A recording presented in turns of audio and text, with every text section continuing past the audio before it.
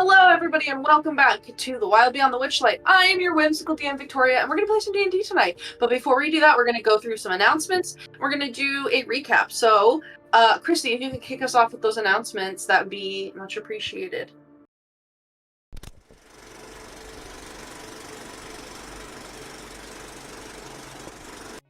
Good evening, and welcome to the show. Now, here's a word from our sponsors. Little Dragon Core is a Canadian-based dice company that supplies all kinds of cool tabletop gear. I mean, look at all these pretty dicey boys. Head on over to littledragoncorp.com and enter the coupon code BONUS for 15% off your order. That's BONUS. Cardboard Castle Games is a brick-and-mortar game store local to Evans, Georgia. They have a wide selection of tabletop gaming and other cool games like Magic the Gathering, Pokemon cards, and even Yu-Gi-Oh! You can visit them in-store and let them know that we sent you, or you can go visit their website at cardboardcastlegames.com. Also, big thanks to Syrinscape for the amazing atmospheric sounds and music. You can add these sounds and more to your game when you download the Syrinscape desktop or mobile app. The app is free and comes with 20 sound sets that are included to get you started. You don't even need to register. Go to Syrinscape.com to find out more. Thanks as well to Adrian Von Ziegler for providing some additional music that we use here on Thursday nights. He's a talented composer with great content usage rights, so go check out his YouTube and Patreon and support him if you can. Please check out our other games. We stream almost every day here at Probo. We have games for several of the major published 5e modules as well as homebrew games, and some of our games feature systems other than 5e, like Star Wars, Power Rangers, and Alien. Come watch all of our VODs over on our YouTube. You can also follow us on Twitter and Facebook. Don't forget, you can also support the channel by following, by subscribing, remembering to click the bell notification so you never miss another live stream, using channel emotes, and if you're an Amazon Prime user, you get a free subscription to Twitch every month.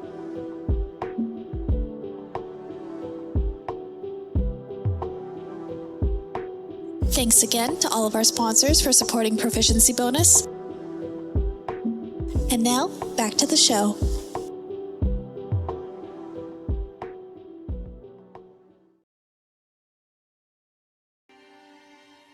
We're back! Thanks, Kristy, for your amazing announcements, and also for letting me know that multiple times that we were going back when I continued to talk. I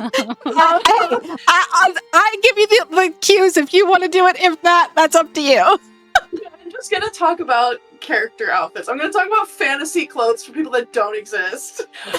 Valid. Yeah. So with that, I'm gonna kick it over to our resident recapper, Ink. If you could be so kind as to recap us. We didn't do too much last week, but... Live from the darkness within Ego's soul, it's me, Ink, to tell you what happened last time on Wild Beyond the Witchlight.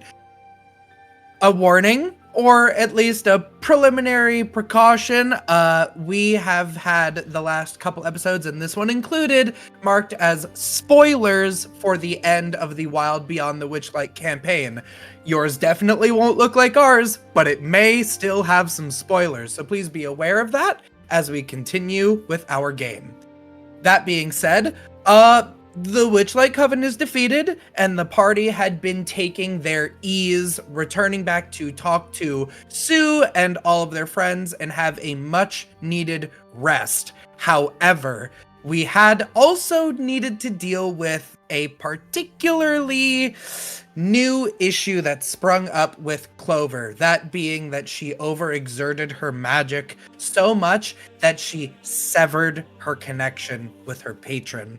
And as such, though she saved possibly thousands of souls, she found herself powerless in the final moments of our adventure where we need to go to the Castle of Heart's Desire to free Zybilna, where we have been told that there is still a possible foe or foes awaiting us, I believe from the League of Malevolence, but we'll see.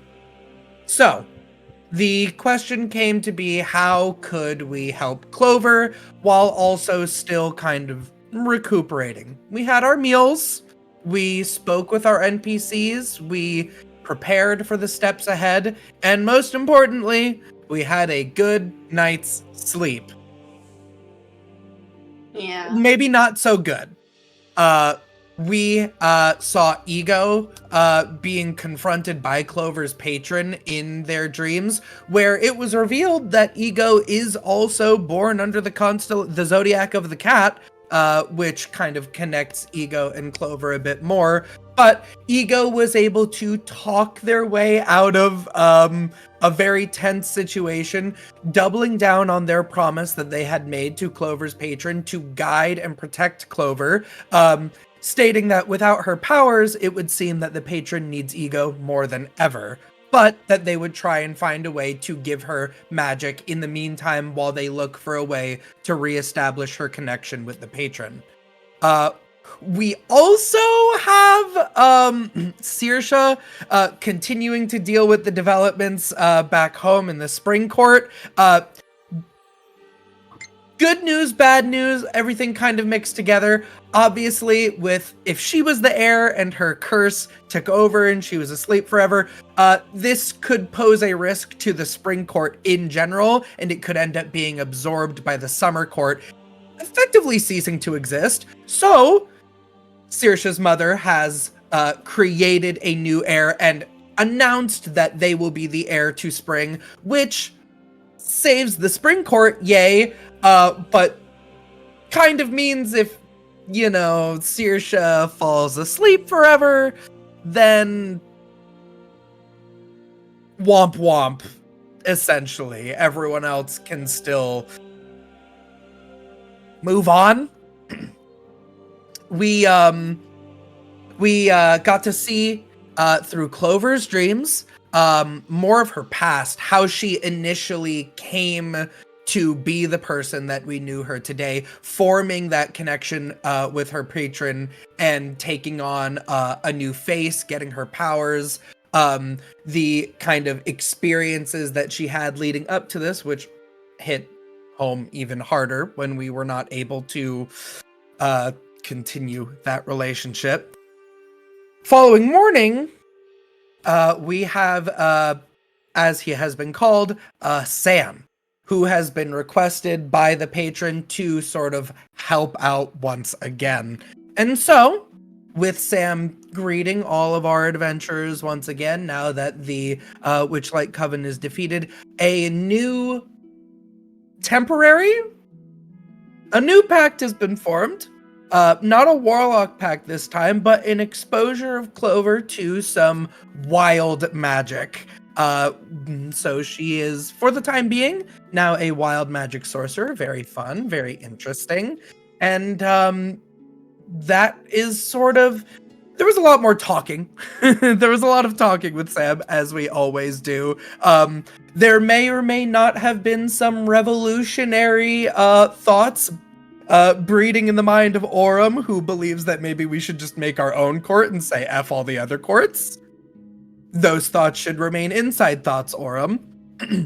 But I digress. We have given Clover some new power. We have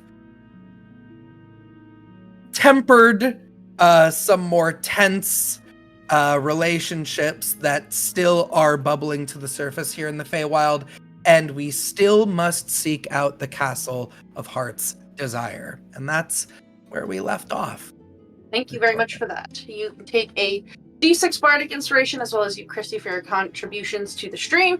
And then for our DJ and our lore keeper / bargain keeper, Iris, since your characters are whole or have been made whole, you can have player inspiration. So... Oh, also as a reminder that Ego no longer despises the Summer Court. That's true. Ego... I was also cured of my hatred for the Summer Court. Yeah. Dawn's next, but we'll get to that. Yeah. And then when we had left off, I believe Ego had realized some information about this black book that they had acquired. Oh my god, yes, I attuned to it. Yeah, you have a whole artifact in your possession now that is going to take some time to read. But yeah, what would you guys like to do? Oh god. What would I like to do? We gotta go to the palace. We gotta get Zybilna free. Right? Could we maybe go somewhere green first? Is the palace not green? Oh, I don't know what the palace is like, but it's not green here. Well, we need to figure out if the way to the palace is open. I would assume it is. Was there a path in hither? So your guide Amador knows the way from Yon to the Palace of Heart's Desire. You also found out that there is some way to like summon birds. There's something in the rafters of Endelin's like her like kind of office room you guys had been in. It was like up at the top of the tower, the highest room in the tallest tower, if you will, of Motherhorn. So you guys have like a couple different ways that you could go about it. Vic, can you remind me when we went shopping? Did I have to go? Who did I have to go shopping? I can't remember the last time I did that. When I got the rod. This thingy that I sent you before. That's what I'm looking for. And I know I went somewhere and got the rod for the pack keeper. I think that was Moby Richard, probably, because Moby Richard's really the only, like, He's like a one-stop shop. There was also the, Charm Trinket and Bauble, I think it was Bauble, Charm, and Trinket, the Darkling, like, the Mean Girl twins that were in the Storm hot air balloon in Downfall, right. Which, as a point of order, that cloud has been parked at Motherhorn since you guys have arrived. But they just had, like, weird random stuff, and they wanted the color of your eyes, and you guys were like very against doing that. Mm-hmm. So Moby Richard would be the one to talk to about like purchasing things. Okay, I think Clover will try to do that because she's not a warlock anymore, so she doesn't really have much in terms of like boosting, and she doesn't know anything about her powers yet. So she's like, maybe magic item will help me figure it out. Yeah. But I don't have to go right away. Like, if anyone else has shit to do, feel free. Shopping is shopping. Shopping is shopping. Shopping is shopping. Shopping is shopping. Not important. Girls be shopping. Girls be shopping. Choose. I don't have anything to do because I can now, I can read this book wherever. And I could bargain for scrolls whenever. So I'm okay with handling other people's business. Don is nervous about the Palace of Heart's Desire, but he doesn't particularly have anything he needs to do. But he's the type of person to like go around and triple check everything. Like like you ever Did you go potty yet? Did you go potty? Yeah. Did you ever get stilts back? Did you want Real stilts life back? Oh. Yeah. Just oh my like God, yeah, stilts. I can get stilts back at any time now. Oh, okay. Oh, leveling up. Well, we love to see it. Yeah. Duh. But yeah, it's probably just like every so often, just like stopping by and being like, all of the spellcasters and being like, you have all your spells. Did you have all your spells craft? You didn't cast anything, right? Someone did. Someone casted her big spell. Fine. Oh yeah, you guys did do a. I did a dispel magic. Yeah, you did a dispel to get rid of the gash. But I only rolled it at 3rd level, so it's only 1/3 level. Oh, you didn't upcast it. That's right. Because it was going to be a high. I would have to roll for it anyway, so there's no point. Right. So you still have other 3rd level spells, and I have 4th? I have 1 4th level and 2 3rds. So. Yeah. And I'm all. What level are we again? 7. You guys are 7th level now. Good. That's what I have. Yes. Did you level up? Did you level up? That's a good check-in. Don comes to your door and goes, "Did you level up? Did you level up? Did you level up and add your hit points? Yeah. Did you roll your Yes. hit? If you roll hit points, did you roll hit points? Don't forget Yes. that. Okay. So yeah, besides the one dispel magic, we should all be full. I think so. We just woke up. Okay. So then let's do Clover and Moby Richard, and then I have a quick thing, and then we can head off in whatever manner you also choose. Oh, and Saoirse gave Clover, like, weren't they like cats? Gave Oh me, yeah, a like, bunch of tiny crystal cats. Yeah, all They make a bunch rainbows. of crystal cats, and then there was one that was like there was like a mobile that was like a sun catcher that was like a bunch of cats, and all of the cats, those cats all had wings. I didn't know that. Ow, my heart, right in the coconut. Yeah. Oh no. Okay. So that she's always with you. That's so sweet. Okay, sorry. I just wanted to, I couldn't remember exactly what you gave me, and I was like, can you remind me? Just a whole stack of crystal cats. Like a true cat lady dream. Great. I'm my grandmother. I love this. All the crystal in the china cabinet. So, so in words. Clover, if you go downstairs at the end of the road, you would see that Captain Baja and is there. Moby Richard is also there, but now instead of seeing like his little fishbowl or seeing him in Captain Baja's like pelican bill, he's actually like slowly walking around in. Iris is getting killed by. No, stop it. He's walking around in the common room area on this like arcano-mechanical contraption with these like articulated like little like robotic legs that are holding his fishbowl. And he has like a little control panel inside of the fishbowl that he's like using with his fins to like move around. And it seems like he's still kind of like figuring it out because he's like, all right, forward. And then the thing like jumps to the side. He's like, no, gotta rework that. And he's like kind of just like messing with this in there. Oh no, he's mapping controls. The struggle. Yeah. You would also see in there, Black Donald is back in his chair after having shown you all his true form for your combat. Hell yeah. And when he sees you walk in, he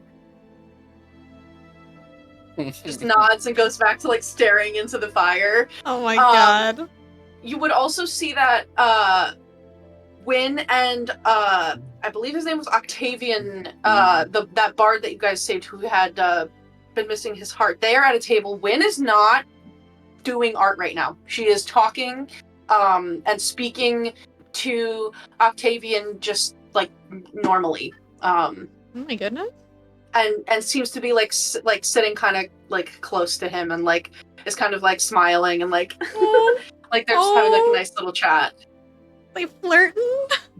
Yeah. And I think Rosalie and her wisp boyfriend Bilston are probably also there like eating some stew. The little like will-o-wisp just kind of like dunks into a bowl. Okay. And then like hops out and is doing what he can. Oh, buddy. But they're just chatting. So yeah, it's kind of like a full house in the common room area. But you can go over to Moby Richard. Yeah. Well, you look How good. you doing? Good. How are you? Yeah. Been working on this your friend Ego helped me out with this one a little bit. I've been trying to, get something together so that I can be a little bit more independent on land. I'm very independent at sea, but it's a little bit harder when you're a fish out of water, quite literally. So this helps. I'm gonna try to get some artillery on it next. I really think it needs to pack a bit of a punch. I was thinking some sort of like a cannon or maybe some like punching arms. I don't know. I gotta noodle on it a little bit. There's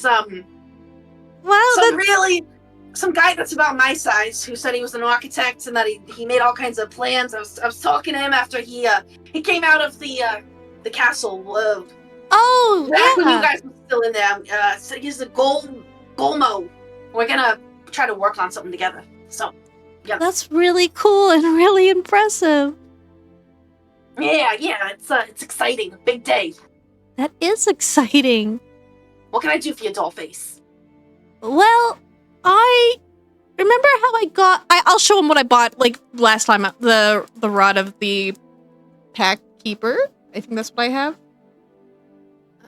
Rod of the Pack Keeper +2. So at the moment, this doesn't really work for me right now. I don't want to sell it back, but I was hoping maybe you have something similar that I could potentially use for, spell saves and stuff. And maybe AC. A little bit more protection. A little bit more, a little more damage. I don't know how to explain this as Clover. How do I explain what I want as Clover? I don't know. Can you just hand it in to me? Yeah. This worked before, but it doesn't work for me anymore. I guess because my magic changed, so it doesn't. I can't really attune to it anymore. Well, sorry to hear that. That's this is a very specific kind of item, and you can see he's like kind of he like puts on these like goggles that like fit over his like bulbous like God, goldfish eyes, and is like looking at it. You can see like little lights and like things appearing on the goggles, and he'll pop it up and be like, yeah, if you don't if you're not getting magic from having to deal with some kind of entity, this isn't gonna work for you. So sorry to hear that happened, but it's okay. Yeah, if you're looking for something to make your spells hit a little bit harder, I probably have some stuff for that. If you're looking for that, let's see.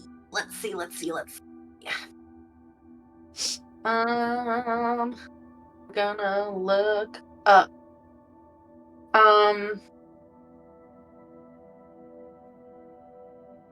Hold on, I have a list of a couple things. Oh. R.I.P.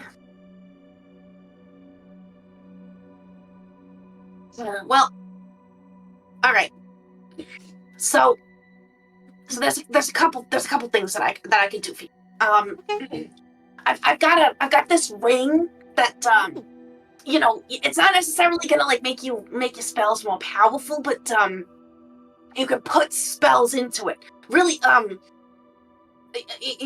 there's probably already some spells in it. I don't really remember what I put in there, but okay. You can some of the like lower level lower power spells you can put in there, and you can save them, and then you can cast them later. And whoever casts into the ring, it kind of comes out with their power. So if someone really powerful like me were to put a spell into this for you, you'd be casting it using my power. So I got something like that. It's not really necessarily increasing. Oh, this voice is so hard, and my water is empty. No, you valid. Doesn't really increase your power, but it gives you a little extra sometimes if you need a little bit more juice.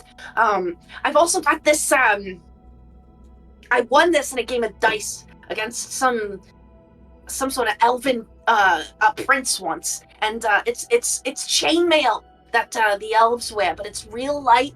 It protects you a little bit more. And the great thing about elven chain is that a lot of elves don't really like to wear armor. It's not really like their thing. They're all up in the trees and being all in nature and whatever they do.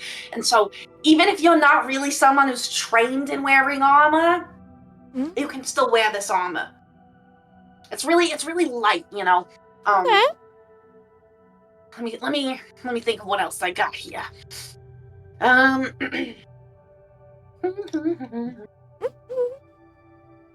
You fixed it. I've also got this kind of I've got this like this stone. It's there's this a god on some worlds. Her name is Aurum, and I've got there's some special stones that were created in her name, and they can kind of do different stuff. I have this one that's like pink and green. It'll float above your head, and it just makes your personality like even nicer, and it makes your force of personality like really strong. Okay. So, depending on what type of magic you do, that could help. It's not gonna really help if you're doing, like, the witch and wizard thing, or, if you're doing, like, that woo-woo druid, bathing in the light of the forest kind of thing, like, not gonna help that. But, for your warlocks, for your sorcerers, for your paladins, like, you can't go wrong. Huh? Nothing. I just like the way you said sorcerers. Sorcerers. Sorcerers. Sweet Jesus. I feel like I got throat fucked by a knife. Please, Okay. please don't hurt yourself, hon. So for your context, he has Elven Chain, a Ring of Spell Storing, and an Iron Stone of Leadership. The magic item that you had sent me in the chat is a, like, legendary. Yeah, I know. wondrous That's why I item. said something similar to, like, this is the vibe, Yeah. but, like, I didn't know where to go for it. Yeah, that he's not gonna have. But these other ones, That's he can probably get to you. I have this other thing, and it gives you, like, a little bit of a boost to your spells. But it's also, like, if you hit someone with this staff, you can use some of the power in it and add a little bit of lightning to your hit. And if you're holding the staff and you get hit, you can use some of its power to make yourself invisible and, like, teleport away. So that's an Eldritch staff. Eldritch.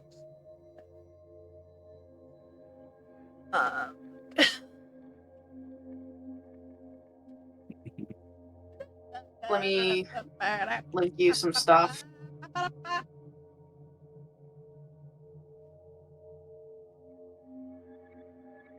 And Ring of Spell Storing. Here. And Elven Chain is here.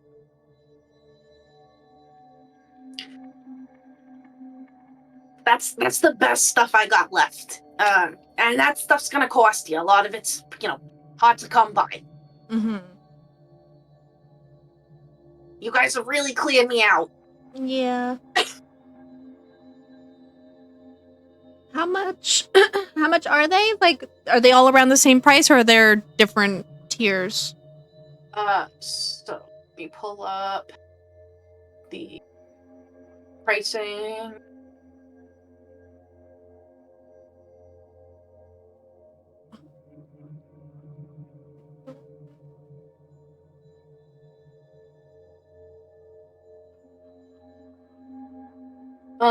Okay, so the Elven Chain will cost you 4 trinkets.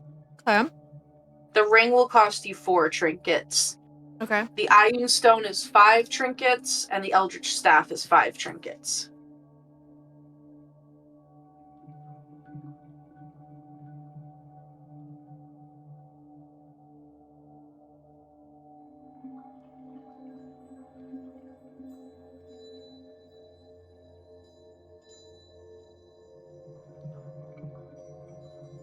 All of them require attunement except for the Elven Chain. The Elven Chain does not.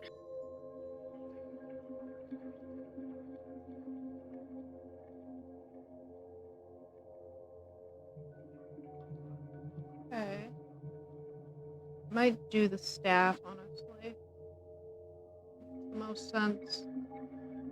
Yeah, feel free to do the staff or ring. Yeah, I'll think about it. Think on it. For the rest of you, as everybody kind of, like, comes down from your rooms and begins to, congregate in the common area, you would see Clover's in the middle of a transaction with Moby Richard. After you guys have kind of, like, collected yourselves, you're waiting for Clover to finish up so that you can, like, figure out the plan and head out. And Molliver and Elkhorn actually walk in, look around, see you guys, and immediately, like, wave and come over. And Molliver's like, "Hey, you lot, what are you doing? I was worried we were going to miss you. I'm glad that you're here. It's rather fortuitous timing." Oh, did you want to go to the Palace of Heart's Desire with us?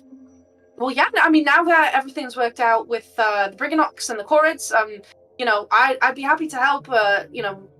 the rest of Alice Cole is not a great situation there, so figured you might want some help. I'd sure like to get him out, and Elkhorn's keen on that too. He's like, the children seem to be in a much safer position now that the hags are dealt with and the red caps are being cleared out by all the blink dogs and those goblins that had that market. I was able to convince them to kind of help out too. They didn't really care for Scabatha, so they're taking care of the all of her stragglers that are left, and the forest is a lot safer for the children now. So I figured, Will is a bit immature, but he has his moments of clarity. So I figured, we're in good enough hands.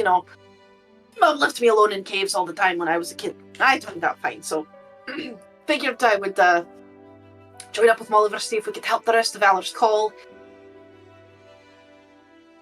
I just want to make sure the Briganocks and all of them, like, they really are just all like the Corrids and the Briganocks, like it's all water under the bridge now, or I mean, I know a good party can do a lot. Oh, but it's a lot better now, thanks to all of you. They're actually thinking of making some sort of like a conclave or like a joint leadership system for this area. Some sort of like a council, because the Corrids, they have their queen, but then they also have all their tribes, and the Briganocks, it's like a little bit different. They have like a city somewhere else. This is just like one collection of them, but so they were thinking of taking like their lead miner, their lead architect, their lead gem cutter, and kind of working together with the Corrids to sort of have like a little bit of a council together, or at least just like consulting with one another. But it seems like the Corrids have agreed to take down any of the little. They had set up some little like stone figurines around the Briganock mine to kind of scare them and freak them out. They've stopped doing that. They've stopped hurling boulders at the mine, and in exchange, the Briganocks have set up specific mining times where they go through and do their mining, and they've worked that out with the Corrids so that when the Corrids are trying to listen to music or sleep or something, it's not waking them up with the little tink tink tink. That's really what was bothering them a lot. So, it's not perfect. There's a little bit of tension left, but it seems like everybody is really intent on working together. So, I mean, hats off to you. That was pretty impressive. That's good to hear. If anything, I'm kind of surprised at how well it is working out, but it goes to show just how much that coven was really messing with things, I suppose. Yeah, I think a bit of ass kissing and ass kicking and a bit of partying and then just like some really good sleep for everybody around. It just really like they got it all cleared out of their systems, and I think it took a lot of convincing on your part, all of you, but you convinced them, and they set aside the differences, and I think they're ready to move forward like that. It's they're trying what they can. We'll see how it works, but they just want to live their lives and do what they do.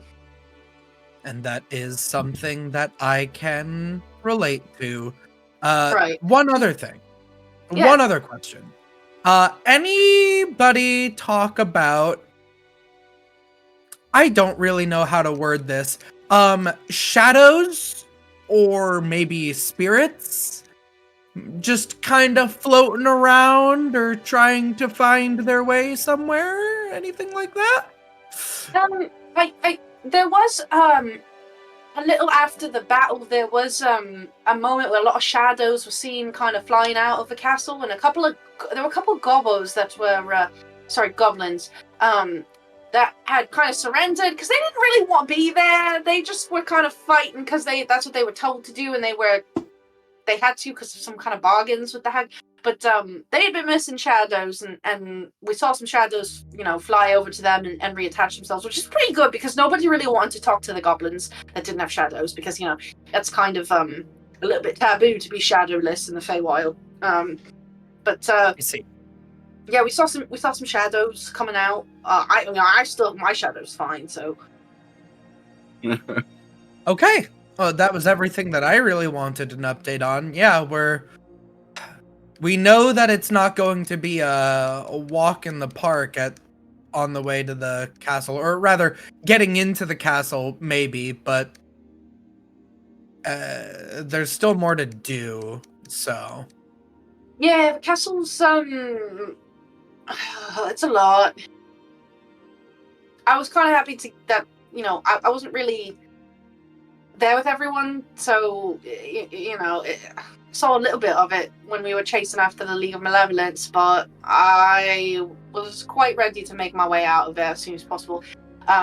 Big beanstalks, though. If you like beans, you're in for a treat.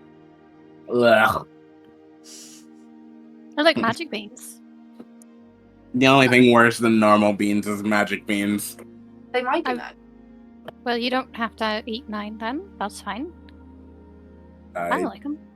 Definitely wasn't planning on it, but if you know, I'm not gonna knock you for liking it, even if they are kind of disgusting and gross and nasty. Stop it. Sorry, I'm talking to the cat. He's next level tonight. Stop it. I just thought that was really funny. Stop it, Dawn. Stop it. Guys, I'm being really bad. Oh, he's going for your face. Oh, I know. Be good, That's Ricky. why I was holding him the way I was. Away. Away. All right, but yeah, we're ready to. I mean, we took on all of the hags at once with friends, but do you think Sue has like a garden or something? I need somewhere green, and I just need like 30 minutes, maybe an hour. Well, you guys have been recovering in here since the battle, haven't you? Yeah. You should go outside. Is it green outside? I don't want to go outside unless I know for sure it's green, because if not, it's bad outside. And I'm sort of trying to get into a better. You're not gonna find green on the ground, but I think you'll you'll like what you see out there. All right. Come on. I'll start walking All outside. right. I like Moliver. Okay. I guess I'll go outside. Yeah, so they will Oliver's lead like, you. "Gotcha! It's a thunderstorm." No thunder, and also You there's knives. stupid There's idiot. They knives would right though. That's outside. absolutely something that they would do. Just be like, oh, guess what? It's underwater now. Yeah, so Moliver will lead you outside, and while you are obviously you're still in Yon, this is still a very mountainous, craggy, rocky region. Just in the last since now it's kind of been a solid day and a half since the battle has taken place. The changes are already starting to take place in this environment. And when you walk out, instead of being met with rolling clouds that are filled with clashing thunder, the sky is clear. And you can see thousands of stars. And below the stars, there's actually this slowly dancing colorful aurora that is slowly moving across the sky in this multicolored pink, purple, green, blue, even a little bit of red and orange in places. It's just this rainbow that moves throughout the sky. And it's still chilly, but the breeze here is much softer. It has this very cool clearing quality. So instead of this cold that cuts you and bites into you, it's very bracing and refreshing. And it's just kind of this very cool, calm, dark, mountainous region that is just in perpetual night with this beautiful aurora and just a smattering of stars all over the sky. Yes. My dress looks like when I go into winter. Well, actually, right. She's pulling up the skirt. Hey, look at that. Yeah. Tom looks away. That's. Jeez, you really don't think about how much they messed up this place until you see the changes. It's very pretty. I don't know if it's going to work, but I guess I could try it. Richter, stop! No! Oh no. Damn. He's going for the camera. Oh no. If it doesn't work here, we can take a quick double back to Heather, or not even. We could hither or thither. They both have green. Yeah. What do you need green so bad for? Well, I need to get back to spring. I can't be winter anymore. I thought it was tied to like your emotions. It is, so I've got to try and get into a happier place. Oh. So I Be in a need spring state of green. mind. I need green for that. So I was gonna sort of try and do a thing. I had some ideas, but I could try it here, and it might work. So It won't be were you exactly. saying, so you need to get back to spring, like Oh, so you haven't seen me? No, Well, you no, haven't, because you met me here. when I've looked like this. The way I actually look, I'm green Yeah. and pink and Oh. flowers and rainbows, and not like this. It was Oh. green and pink So you- and flowers and rainbows. Yeah. So you just Yeah. like you just I need like to need to be- be happy. Yeah. Oh, I can juggle. You ever seen someone juggle daggers? Maybe that'll make you happy. And Oliver will take out I would love just to see that. like There's just so it won't many work, but I daggers. want it. Like there's just like daggers coming out of like places that you didn't think that they could fit a blade, and they just like start juggling them. How's that? Look, I can even do it standing on one foot, and they'll I like do. balance on one foot. Saoirse is like into this. Like, yes, danger and fun at the same time. It's everything. You need to teach your army this. Yeah, I was gonna say. No, you're right. There's definitely gonna be people. So I don't know if Saoirse actually told you all about the army that she's creating. I don't think so, because that happened in the dream No. the previous night. So I have no What idea. do This you is Kristy's mean? idea. Sorry. I Army think you're creating. it's just Saoirse just doesn't think. She's like, everything that happens to her, she's the main character. So like, as far as she's concerned, everybody knows everything because there's nothing that exists outside of her own experience, right? So she's like, oh yeah, I should teach that to the. I'm sure there's people in my new army that would love that actually. well, juggling daggers. Yeah, you know, sure. Can you teach a it- pixie? You think, or a fairy, how to juggle Well, daggers? No, Because they're very small. But if they could maybe make daggers that are like the right size for their body, Yeah, probably. he's got a little sword. I'm sure you could. Unless they're like very strong, I feel like pixies are kind of little, and you know Right. the daggers are almost like bigger than they are. I feel like they would just get hurt if they tried to juggle with these daggers. Well, but if they had little ones, do you think you could teach them? Probably. I mean, he mostly likes to dance, but I might enjoy that too. I mean, you know, if people like to dance, might be, you know, you gotta be like good, you know, good dexterity, good hand strength. So if someone likes to dance, they Well, he might. does swordcraft too. Then they might have what it takes to learn. It's not hard. Alright. I mean, it is hard, but I mean, to be fair, like he's not going to be the only one in the army. He's going to recruit anybody who wants to do whatever it is they makes them happy. So you know, never been. You in could join the my army. I'm good, love. Don't really fancy myself an army person. Never Well, been in I the army, mean- but it seems like doing whatever you want is kind of the everything opposite that of makes you what- happy. Well, doing everything that makes you happy is kind of like the opposite of what an army does, isn't it? Isn't the whole point of being in Well, an a army like traditional army, but like my army gets to do whatever it wants to do, whatever makes them happy. Very interesting. He just Uh-huh. wanted the title of being like a general, and I said, well, why don't you be a general and then also just do whatever makes you happy? And he said, that sounds fantastic. And I said, all right, let's do that then. You know, the Feywild is a wonderful place. I'm glad you think so. I certainly do. I've learned a lot since being here, including that there are armies where you do what makes you happy instead of conforming and becoming a In the spring mindless cog in the machine. You know, so that's good. If I were to join an army, it would be that one, but I'm not really my style. So It's still not gonna do it.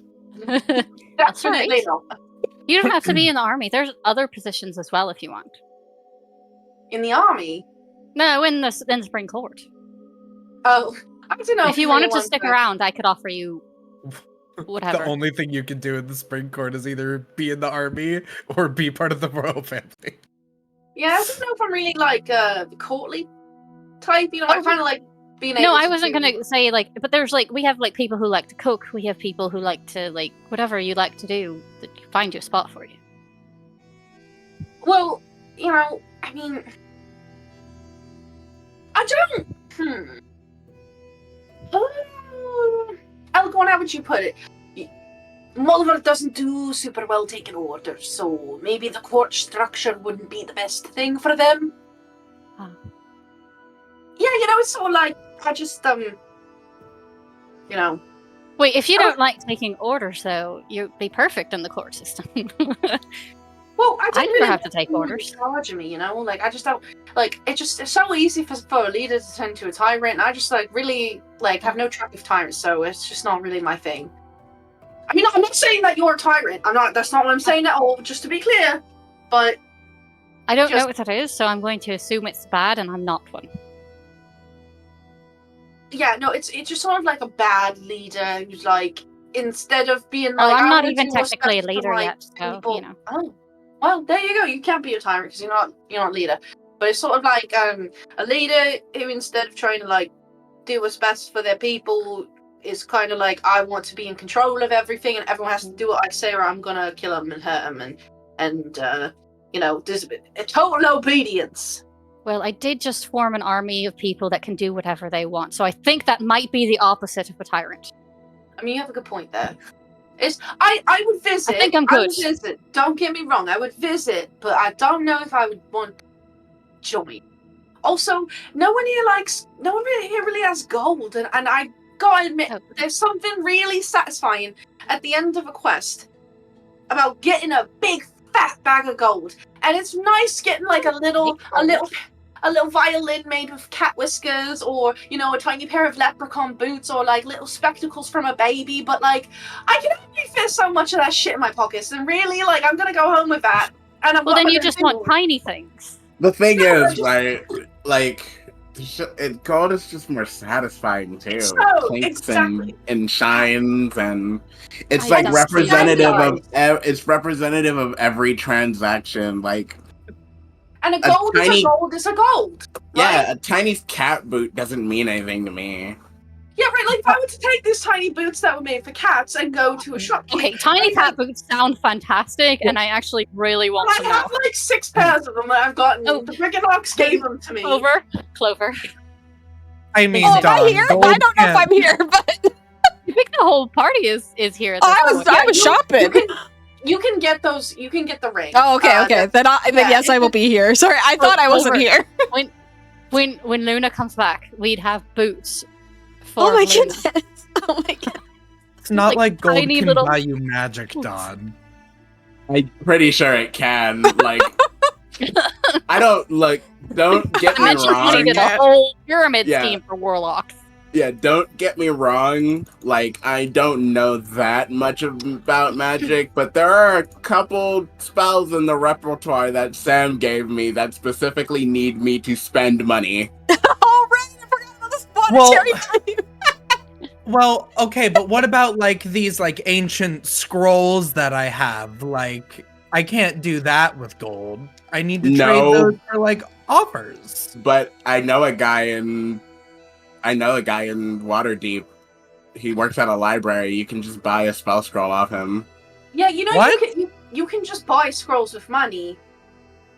Like, I'm sure there's magic No. shops. Yeah, he has Waterdeep, like yeah. an entire he'll make you some if you don't Yeah, if he doesn't have the spell. Like, it's expensive, but he can do it. we have a Dawn, wizard. I've been in- trying to learn all of these spells this whole time, and I've been just throwing all of these coins away because I don't need it. Yeah, no, There was a we have whole wizard. cave full of gold. We have a wizard in Valor's Call. His name's Ringleron. He makes spells and spell scrolls all the time. You can, yeah. I mean, that's part of why I love getting money, is because I love being able to trade Wrinkle Run for favors and other things. You know, Yeah, the thing about it, Wizards right? just go through gold, like they just pour gold down the drain. You can trade gold for favors. Yeah, Yes, I you mean, can trade gold for Uh-oh. anything. you Oh no. go to someone and you're like, hey, build me a house. Here's some money. And they'll build you the Yeah. house. And if you hand them 6 pairs Yeah. of tiny cat boots, they're not going to build you a house. But if you hand them enough gold, they'll build you a house. So, Ego has just learned that money can be exchanged for goods and services. My I aunt need to sold learn my more family about this home when for I a get lot back of gold. So, and I they, need to learn more about this when I get back to the material plane. Yeah. Okay, but cat boots are pretty great. Cat boots do sound yeah. wonderful. Cats are overrated. Or like But can confirm- a little guitar where the strings are made of whiskers. A tiny guitar and boots for a cat? I got a little, it's a little Like a cat violin, like for a pixie, but instead of strings, it's cat whiskers for strings. That Yes, sounds yes. amazing. Here it I is. love You pull those out, like, a tiny things. violin. There's Yes, just like, I no, have you one want all the too. tiny things that you hate. I got this little butterfly wing in a jar. I got, here's the first pair of cat boots. Here's the second pair of cat boots. And then just like, You're just pouring, like crickets grabbing on all the of these table. things like Christmas. This Christmas. And you're telling me that people She's like- prefer having just a whole bunch of the same coin? Right? Oh, Well, yeah. Yes. Don, I used to have like 4 or 5 part-time jobs just to like make ends meet. Like that's how gold is how I survived. It's the only way you can survive. Well, it's not really. But why? At the end of the day, Okay. it's kind of the only I thing could buy you need to food. survive. Don, And you're gonna need clothes? to tell me more about gold when we get back to the material plane because I know so no much one about gold. because no one told me that you could just get magic with gold. I don't have a need for gold. I do have a thing need is, for right? magic. The thing is, right, if you play your cards right, you can have gold without even actually having it, and then you can just go pull it out wherever you want. It's called a bank. Yeah, and you got to leverage your assets. Oh, I thought you were talking about leprechaun gold, which is actually very Well- funny because it well, like- disappears after a certain amount of time. Like a bag of holding just for gold. Basically, yeah. It's like metaphysically having the gold. It's the idea of gold. it's Okay, that The actually I like valuation- better than the actual gold. I was gonna say I like the I like the idea. Well, of you would gold. have to have had the gold at one point to store, and then, you metaphysically have the gold. or So you can trade things have, that you don't actually currently have. well, so you can have sort of like assets that you can liquidate, which means you can get gold for them pretty quickly. But you can also you have melt other the gold kinds down? of assets. No. No, Lord. liquidate is like you give them to someone else, and someone else gives you gold for the value of that. And then there's other things like you could own a business that you might not be able to sell right away, but you can leverage the value of that. So fake money that's not real, in order to buy something else. And as long as the bank thinks that that other thing is going to generate more money than the thing that you initially pay with, they just kind of let you, you just kind of do it. It gets really complicated. This You're sounds wandered off during this part of the conversation. Pulling up more. No, because Something in the because corner this is staring what- at the this is- aurora. if this is Yeah, what you pretty people much, do yeah. on the material plane, then why is making deals with Faye so complicated for you people? What are you talking about? It's Because- always like it's like why don't you get it? Because making deals with gold is just math. Yeah, it's not like, It's not like Yeah, but you're emotions talking and about like vibes and no, you're definitely talking about like the vibe of having money, and then that is like a business, and then No, like things it's are not- liquid, So the but vibe they're of not having, actually wet. but the Aurum, vibe did you of have a having question? money. Well, is so- I'm really confused because when I tried to have a conversation with you guys, I was told we were on very important business and we needed to go somewhere, and now we're sitting here talking about gold for like the past 15, 20 minutes. We That's got my horribly fault. sidetracked. I apologize. When I start thinking about gold, I can't stop. So I apologize, but yes.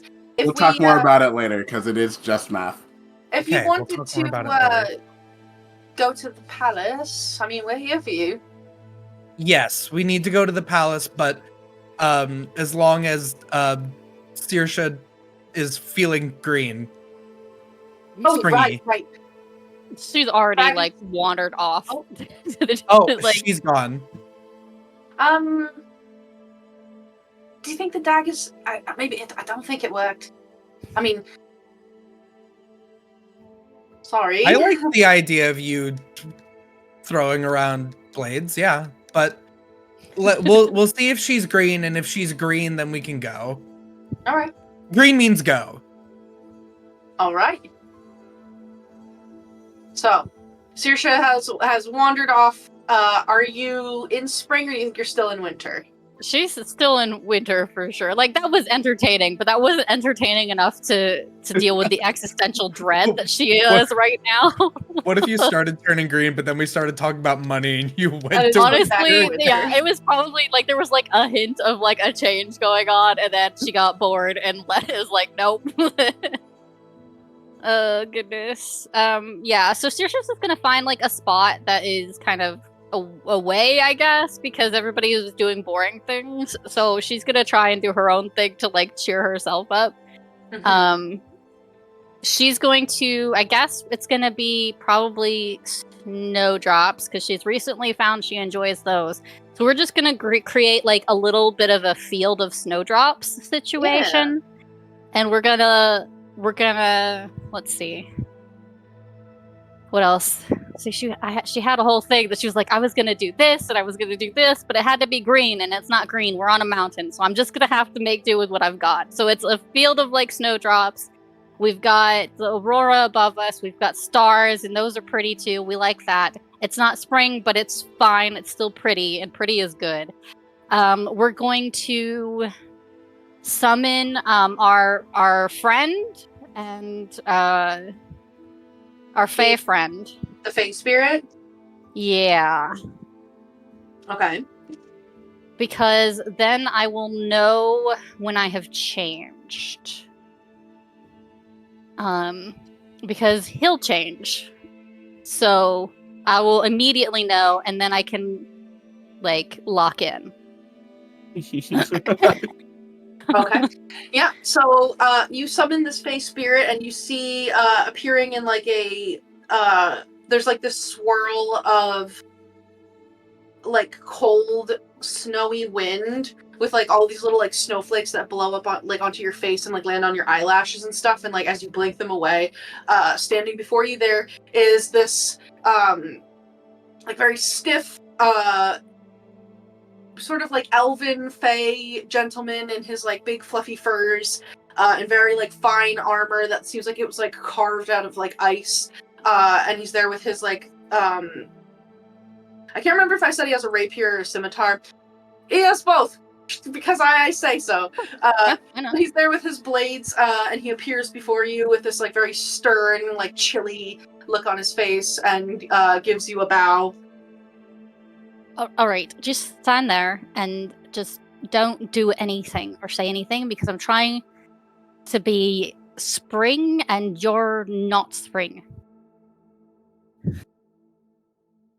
So just like stay there and just pretend you're not there. She's so funny. Wait, can you sing? Do you No. sing in the winter No. Do you play an instrument? Why does that matter? Because if you can play an instrument, then I can. Can you just answer the question? Not anymore. If I had an instrument, could you play it?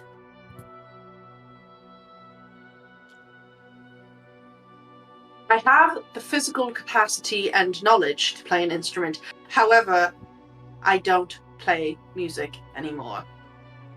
You choose not to, or you can't. I can't.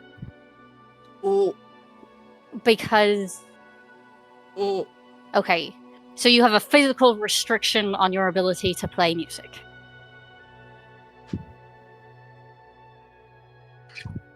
I can't play music anymore.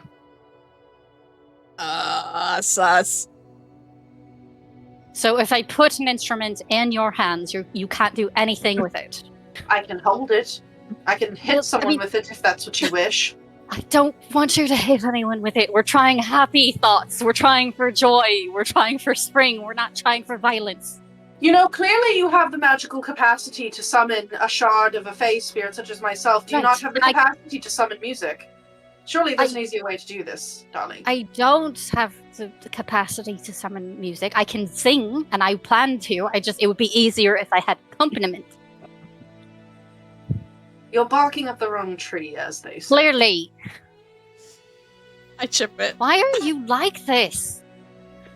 No, don't answer that. I don't want to start a fight. This is why I didn't want to talk to you. Just stand then why there. Did you bring me here? Because I need to know when I'm spring again. You'll change. You can't just look at your feet. Look at your hands. Well, it's not always a good indicator. I don't know. It'll be more obvious when you change. And also, then I will have someone spring with me. Of course, I would love to help you on this journey through your identity crisis. Please, have at it. What are you talking about? No, alright, no, I'm going He's this guy. I'm ignoring. It's quite lovely here. The sky sort of reminds me of home. Please, I'm having a wonderful time. Wait, no, what do you mean by that? The auroras. Right, like my skirt. They are the domain of winter. That makes sense. That's why it looks like that. See, you're clever. Sometimes. Jesus Christ. And you think you're funny, but you're not, is the thing. It's like you're trying to be, but you're just not. I don't think I'm funny. In fact, I think I'm quite the opposite. Yes, exactly. There you go, you're learning. He gives you this, snarky little smile. You're not supposed to be making me angry, because then I'm going to turn to summer, and neither of us wants that. Well, summer's on the other side of spring from winter, so at least if you can shift in one direction, then perhaps you'll be able to go back a little bit in the other and find yourself in spring. I don't think that's how that works. Okay, alright, I'm just going to think about happy things and not you, and I will turn into spring. So you're just going to think of happy things, and that's going to make you happy. Yeah, it's always worked in the past. Mm-hmm. And do you think that's going to work now? Yeah. Does it really work? It's always worked in the past. No, you misunderstand me. Does it really work, and does it really make you happy, or is it just a little farce that you have within yourself? I don't know what any of what you just said means. That doesn't make any sense. You summoned me here. Short of singing or playing music, what is it you wish of me? To just stand here? Well, yes, just stand there and be quiet and stop making me angry. Alright, And good. he just stares at you judgmentally. No, don't turn around. Don't face me. As turn you around. wish, princess. And he turns his back Wait, to you. how do you know I'm the princess? Wait, no, I think I told you that. Never mind. Don't answer that. I'm going to. How could anyone not assume she's a princess? Listen, Spring Court are all like this, okay? I'm sorry. That's just the truth. Saoirse is going to start singing. I think she's going to pick a song that's hopefully a bridge. So I think we're going to start with a tragic No, this is Saoirse. She's gonna sing something really, really happy. Because she's I have to go extreme in order to counterbalance the negativity that I'm going through right now. So it's gotta be the happiest, most fun little sunshine song. So she's gonna sing something cheerful and happy, and she's going to start dancing around in a circle. But she's going to do a formal waltz. Mm-hmm. That you would normally do with a partner. And so she's got the whole stance going on, but she's never actually danced with a partner before. So it's all wrong. But she's trying, she knows what she's supposed to be doing. So while you're doing that and you're kind of circling around there, your summoned fae is because you're kind of doing it in a circle. So every once in a while you're waltzing past him, and you can see that he's he really wants to say but But you told he's at your command, so he's not saying anything because you told him to be quiet, but he's like assessing what's happening here. Yeah, she's thinking about like sitting by a pond, sitting on a rock with her feet in the water and the frogs leaping around her feet. And then off in the distance, she sees a duck, so she goes in the water, and then she and the duck play tag in the pond. Like, it's just all like silly, like childish, like fun kind of stuff. It is definitely not working with him looking at her like that. So she's like, just say it. Say what you need to say, and then stop with the face. For goodness sake, would you at least do it right? And he holds out his hand to you. What? You can't dance without a partner. I can. I've always danced without a partner, so people don't like to be around me. A waltz with one person is not a dance, it's just gyrations and spinning. Well, yeah, okay. If you're going to dance, then we shall dance. Take my hand. Are you going to criticize everything that I do? Are you going to dance terribly? I am very good at dancing. It's what we do in the spring court. Then I won't have anything to criticize. Fine. I have no need to criticize your singing. Just less talking. No talking. And he'll hold out his hand and he will begin to waltz with you in like perfect form. Yeah, but like it's soulless. It's soulless. It's actually not. Like, it's actually like very like you feel like there's very much like a sense of being swept away because like Saoirse has never really had like a dancing partner before. No. I think other than maybe Love, and when you and Cupid like dance together, he's tiny. He can like be other forms if he wants to, but like he's mostly in his like your lead form too, and very clearly, I think like whether Saoirse knows it or not, doing this to like cheer you up, but this is somebody who like knows exactly how to perform all of the courtly dances, and knows the steps like the back of his hand, and immediately like takes you in, and like he takes the lead position in this dance with you, and like just like almost literally sweeps you off your feet with it because he's like moving through the dance like so perfectly. And it's not like robotic, like this is somebody, it's like riding a bike, this is somebody who's doing something because this is a natural thing for him to do, not because he has had it drilled into him. Like this is like as natural as breathing. And so you dance in the winter court? No.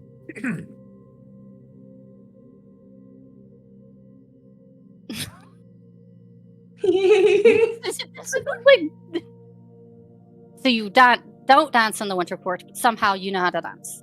We don't dance in the winter court anymore.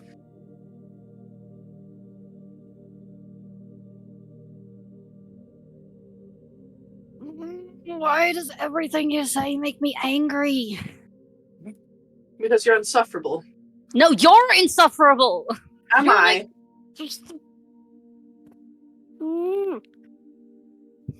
Okay, fine.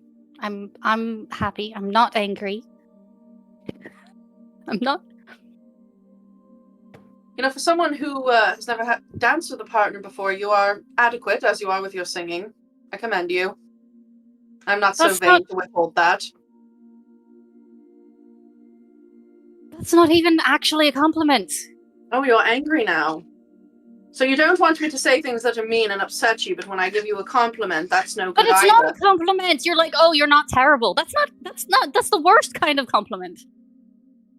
There's no passion behind it. There's no like emotion behind it. It's like, it's fine. Well, I'm sorry that I'm not meeting your standards, princess. They must be astronomically high.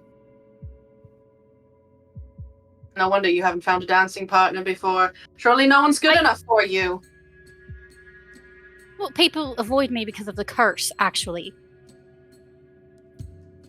I understand that. We are alike in that sense, at least if in no other. She cursed you too? No. Well then, we're not the same. Just because she didn't curse me doesn't mean that I'm not cursed. You don't even know who I'm talking about.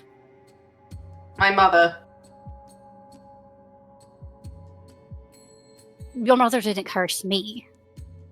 You bear her curse. I can see it on you. No, I have Titania's curse. My mother. No, she is going to end concentration. Nope, that's a nope. That's a red flag.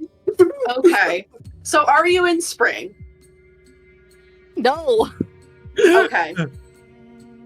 I think Saoirse is like more scared, if anything. So are you going to continue with this, or No. are you going to pause it for No, now? she's running. She is running towards the party. She is like, absolutely not. Clover? Yeah.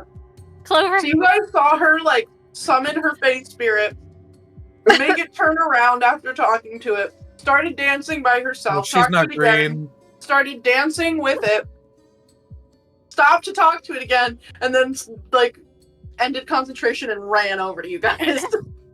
Clover, I can't summon green. that ever again. Why? Why Are you- happened? Ever again. Never, ever again. It's bad. It's a bad spell. It's the worst spell. What are you talking? It was pretty helpful. No, it wasn't. I mean, in the fight it was. But here's the thing: is he's not good. He's bad. We can't ever. And then that means that the summer one was even worse. What are you talking about? Oh, you no. I don't have you to sit control down. them? Don't they just do Stitch whatever like, you tell them walks to? down on the ground.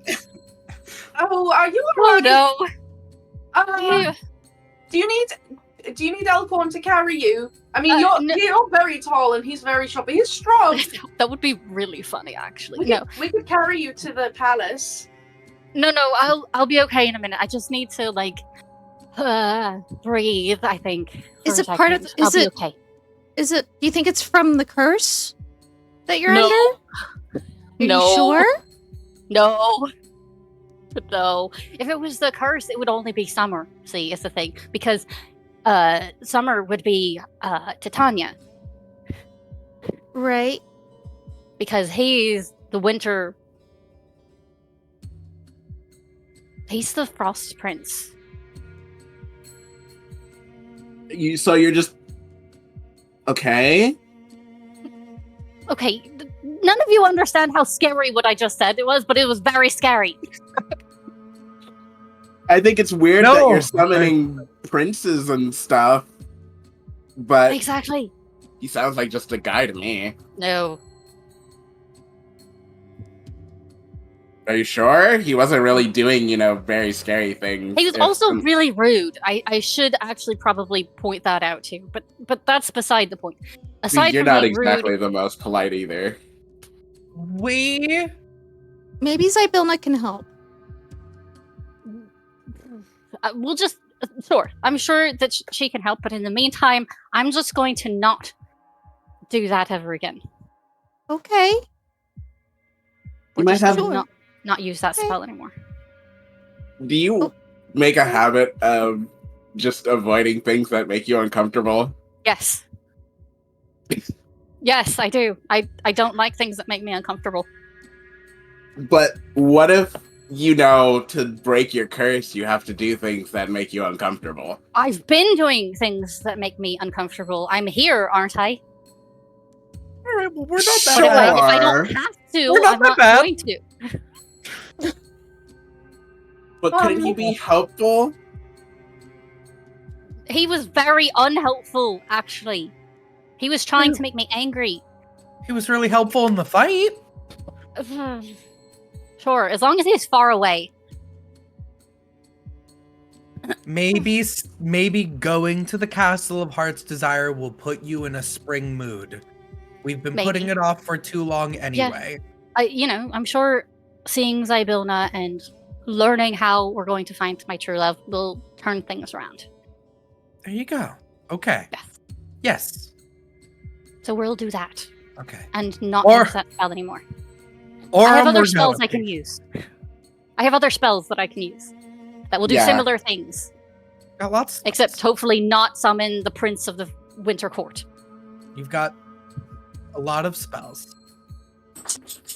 It makes you feel I can better. summon just a bunch of pixies instead, okay? It'll be fine. It makes you Yeah. feel better. You are a pretty good dancer. Thank you. That does actually make me feel better, because he said I was bad. Well, No, he you said two I was decent. No, you two Which looked is worse than incredible being together. You looked really good together. No, we did not, and I don't Yeah, want to it was hear really impressive. Like, it looked flawless. I've never seen anyone dance like that before. No, that was I mean, scary. you're a princess. He's a prince. He's not a prince. He's the son of Titania. Doesn't That sounds make him pretty prince? princey. That sounds No, I princey. mean, You that's like said he worse. was a That's prince. scary. Yes, no, he is a prince and also horrifyingly scary. He didn't look that scary to me. Well, he was also mean. So let's just leave that alone. I'm sorry he was mean to you. I feel like Dawn and Ego and Clover keep like Yeah. give back and forth that he. The most romantic dance happened in front of her, and she's like, "Oh," the whole time, and then she comes back all pissy. She's like, "What happened? It looks so good." Like- he's Like mean and scary. It didn't look mean and scary. I think what Ego saw was two people that can match each other's sassiness, and Ego's like, I don't know a lot about love, but I think matching each other's sassiness is a really good indicator. Let's Let's get go. on the the castle. road Yes. then. Yeah. So I will summon stilts. you can summon stilts. Are you going to ask Amador to take you, or do you want to go into Motherhorn and try to find the way to summon those giant birds? Ooh. Oh, those both sound awesome. Saoirse was like, Yeah. Amador is like my guy, but also giant birds. I'm gonna cast Mage Armor since we're going now. I like a giant. My vote is a giant bird. Personally. Giant bird The sounds giant fun. bird sounds really cool. Let's Like- Gandalf the shit. Yeah, no one's been able to like fly or anything because like in the very beginning it was like the winds were messed up, but like the winds like us, everybody likes us. Like, let's fly. Yeah. Yeah. So, Yeah. Amador, are you okay? So Amador wants to come with you, and by extension, I think like Squirt the oil can and Sapperclaw the scarecrow also want to come. You also have Juniper. What do you want to do with your little NPCs here? Do you want to like have them hold down the fort at the end of the road? Do you want them to come with you? Amador has like sworn a duty to Saoirse, so Amador's coming whether you tell him to or not. And then Molliver and Elkhorn are also coming with you. But for like the others, do you want to do anything like with Juniper? Do you want to do anything with Squirt and Sapperclaw? I want the guides to come just for the reference. Like, Yeah. I like it. They Yeah. help. We should also probably bring the Displacer Beast kitten, because like maybe Libelna can send him back home. Star, yeah. Star. Star if you want. Yeah, our little Toto. Aw, yeah. Yeah, our little Toto. Cat instead of a dog. Yeah. Cool. So. Where is Motherhorn? Yeah, so you guys go back up to the chamber that was filled with like bookcases and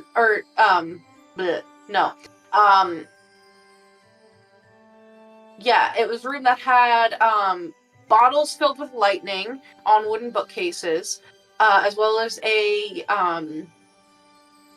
desk with like parchment that was moving on its own and like little paper birds and things that were like flying in cages. And let's see.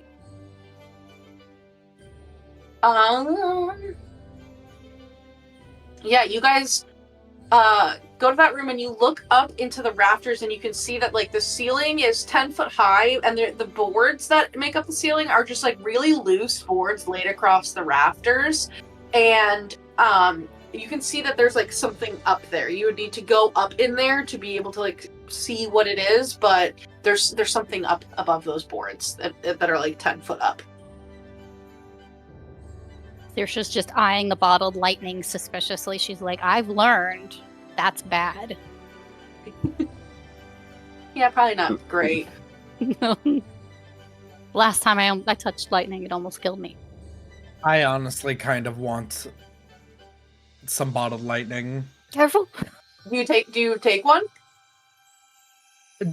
Can I ascertain whether I can even carry it with me safely, or is it like don't open it and no lightning comes out, or is it like tap the glass and lightning will come out? Investigation check. Roll some dice in D&D. Lightning like Molotov cocktails sound pretty awesome. 25. Ooh. Yeah, so looking at these, you think you can like you can wield the bottles, like hold them, and it'll be fine. It seems like they are. You think you could consume the lightning? Doesn't mean that you should. It would probably hurt a lot as you're like you could drink this and then you would get electrocuted from the inside. No, but could I Aurum that. could I use it as a weapon? Yeah. Yeah, you think that you could like throw it and almost have it be like a lightning grenade. I would like a bottle of lightning. Yeah, Sounds you can take a awesome. bottle of lightning, and I will send you in the ink chat the little description of what it does.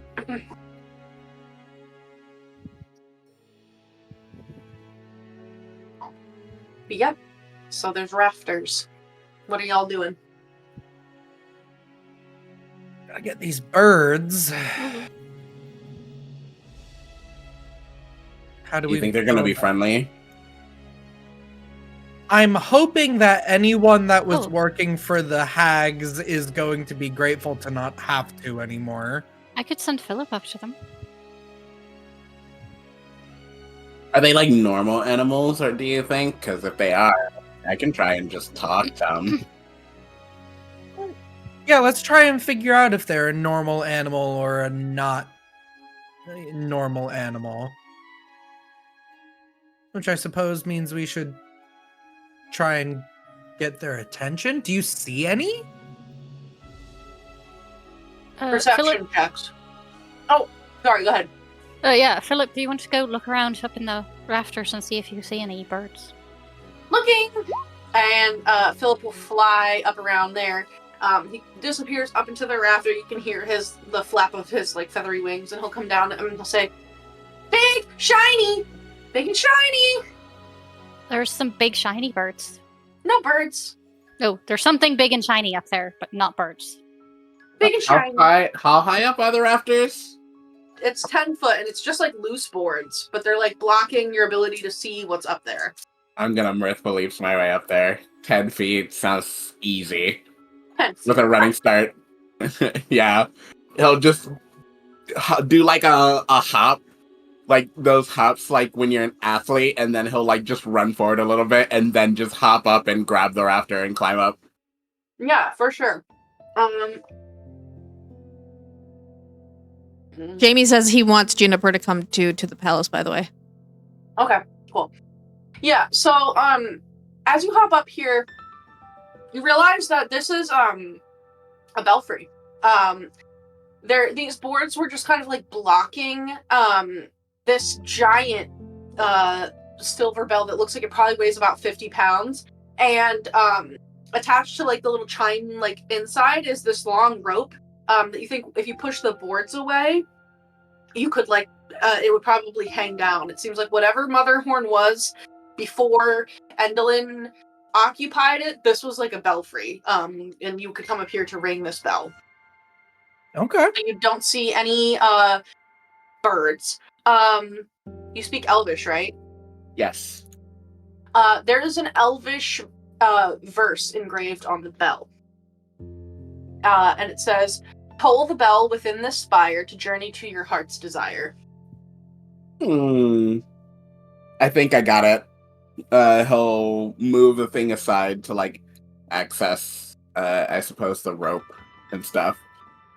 Yeah, so you can like push the boards out of the way, and then the rope can hang down to everybody there. I'll say you should cover your ears, though. It's gonna get loud. And I will ring the bell. Yeah, so you can like grab the rope and like jump down with it if you want, Yes! like, and give it a good hearty ring. And it lets out this like very like high and cheerful, clear tone. And as the bell rings, you would see that like off in the distance from the mists, this flock of giant white birds, cranes, with very like long legs, they come flying towards you there, and they all like land on this balcony that overlooks the amphitheater, and they perch and all like bow their heads to you guys, and like would hold out like they kind of like bend down and hold out their wings so you guys can like climb up if you want. You're so Absolutely. It takes them like 20 minutes to get to you, but I'm not. That time comes and goes. But yeah.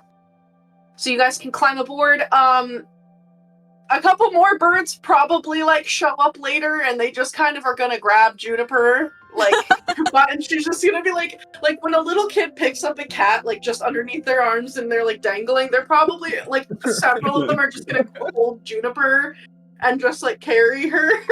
Oh, baby. Yeah, and after you guys hop on their backs, they take off and begin flying back in the direction that they came. The plumage on these birds, like their feathers, is very like soft and very like comforting, and it feels like you're in like the richest like feather like down pillow that you've ever felt. You can see everything from here, huh? You certainly can. Wow. Oh, hang on. Let me see if I can put on. Just check some. Okay. Oh my god. Alrighty. So.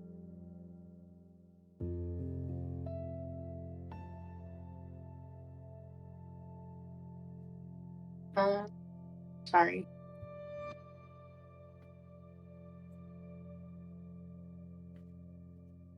Switch that. Oh. This. Ooh. Damn. Sorry, guys, we're scene changing here. Oh my god, please. Okay.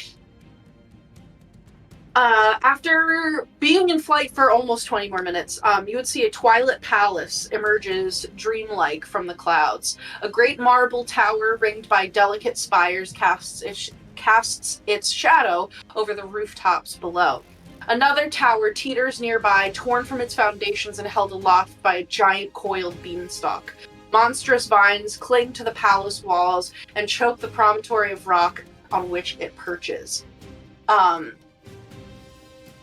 I'll put a little pic in Maps handouts pics so you guys can see what it looks like.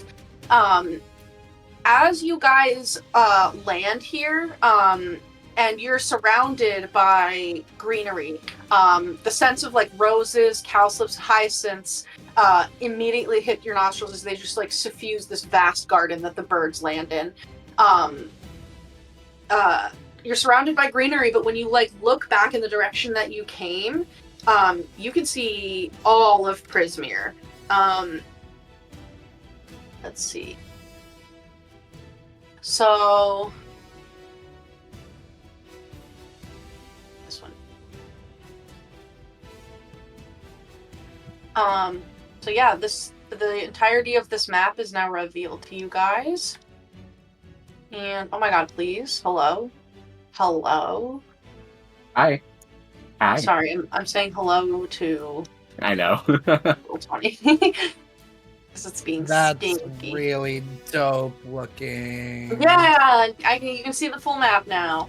And then we're immediately going to move off of it. Oh. Because I'm going to bring you guys over here. The heart's design. So I need to move you. Come here, you little guys. So many tokens. We'll land here. We're going to reveal even more. Thanks for the D10. Hey, thank you, chat. Yeah.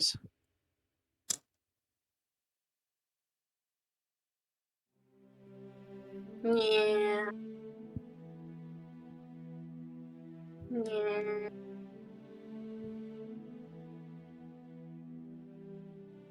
Then I gotta move this.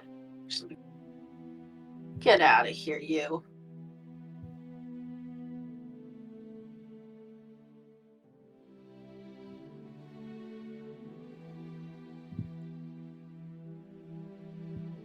My God. Am I on the GM? Yeah, okay. GM. Where's it?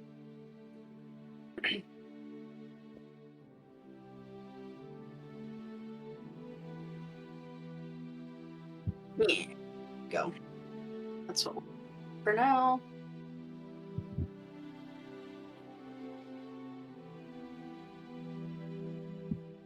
Okay. So, you guys, I'm hoping that you can move your tokens.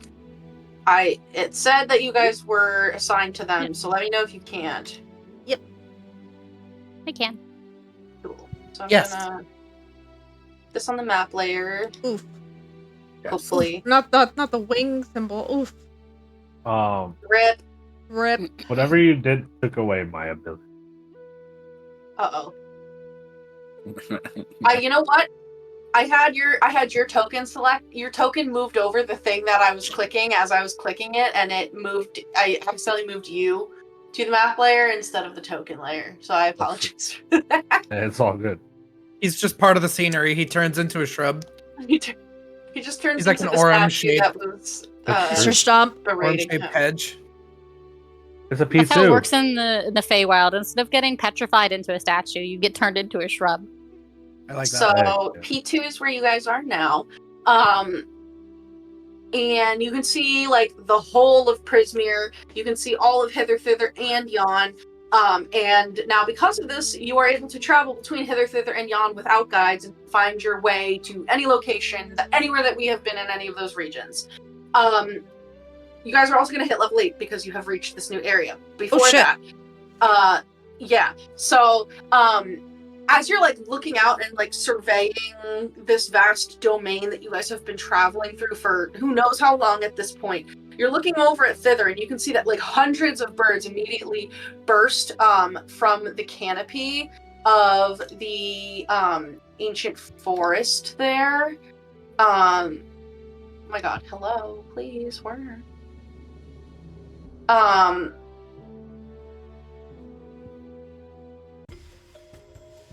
And they just scatter in all directions. And a few moments later, a much more fearsome creature erupts from the woods. This sinewy, pale, sickly green dragon, as best you can tell, takes to the sky and flies towards the palace. Its mighty wings carry it to great heights, and you see it like cross overhead, and it's just like a small little speck in the sky. It goes so high. Once it gets above the palace, it drops like a stone and vanishes from sight behind the palace's high walls. What was that? It looked like a dragon. That was Is the that- beast. Oh, we totally forgot about that thing. Yeah, the Blake dogs told me a little bit about it. Maybe it won't be an issue for us? Maybe? That'd be nice if it wasn't. It would be great. But we need to just be on our toes. I don't have toes. Right. We need to keep an eye out. He snaps his fingers like, there we go. The guides that you have with you, like, see this thing pass over the castle and, like, squirt, like, leaks some oil, and is like, maybe I should just stay out here. And Clapperclaw's, like, little jaw is, like, clattering. It's like, I know I said I wanted to be an adventurer and I wanted to, like, fight and stuff, but, like, I don't know what that thing was, and I've never seen anything like that, and I don't really know if I should, like, fight something like that, because it looked really big and it could probably feed me in its mouth, and also probably all of you at one time. That's Ah. We fair. get it. We'll take care of the scary monster. It's all right. Yeah. Maybe we'll stay here with, like, Juniper, maybe, and you guys can just go ahead, and then, you can just let me know when you want to, like, when that's done with, I'll come and I'll fight anybody else that you need, but, like, yeah, Yeah. Then are the rest of you ready to go on? Pulling out my I'm rising. starting shield. Molliver and Elkhorn will say aye. Amador will offer to stay with the other two guides and Juniper, and will, like, say, like, for Saoirse, if Saoirse needs anything from him, that, like, if you call, like, he will come and he'll, like, pluck a little petal out of his face and give it to you, and just, like, tells you to summon him, basically, if you need him. But he's gonna, like, stay and protect them, because he's kind of like, I'm a protector, but also, like, you're pretty wisdomous, so, like, he's kind of freaked out by whatever that was. Yeah, of course. But yeah, so you guys are in this garden, going back, looking around you, just, like, surrounded by the scent of flowers. Ahead of you, over, hold on, whoa, here. A ring of standing stones rises from the flower beds. Glittering streams divide the garden and connect with a large pond shaded by willows. The pond is over here. The garden is silent, save for the sound of music and voices coming from a colorful pavilion by the front gate, which is over here. If you're pinging, I'm not seeing it. Make sure Oh, you're I on might our have been- token layer when you ping, because we can't see if you're on your if you ping on I your. surely was on the GM layer. Okay, so standing stones are here. Did that one work? Yes. Pond over Yes. here. Yes. Colorful pavilion over here. Gotcha. Okay. But we level up right now. Yeah, you guys are now level 8. Also, you gain Boy. the benefit of a long rest from your ride on the cranes. Not that you also immediately level up. I don't really know why they well, I guess technically leveling up and long resting are two different things, but so yeah. Yeah, you don't technically get a long rest when you level up. Yeah, I know. It happens. God. It's easier to just do the, like, leveling when you sleep thing, but But you're saying that we can do it right now. yeah, if it's easier, you guys want to wait until the end of the session since we have, like, an hour-ish left, that's fine. We can also take a little break right now if you want, so that you guys can take that time to do that. I can also go get some water. Yeah, we can do a little break. Yes. Do a little break. Yeah, okay, so we'll do a little breaky poo. Oh, you guys got to play a reroll as well. Yeah, I got that. Okay, cool. Thank you, Dogs for Life. And thank you, Rainbow Wrecking, for that D10. So yeah, we'll take a little, like, quick breaky poo, like, maybe, like, 7-10 minutes here, and then we'll be back, we'll be leveled up, and we will attack the Palace of Heart's Desire, figuratively. Yeah. Right. Literally, I don't know. Yeah. Right. Yeah.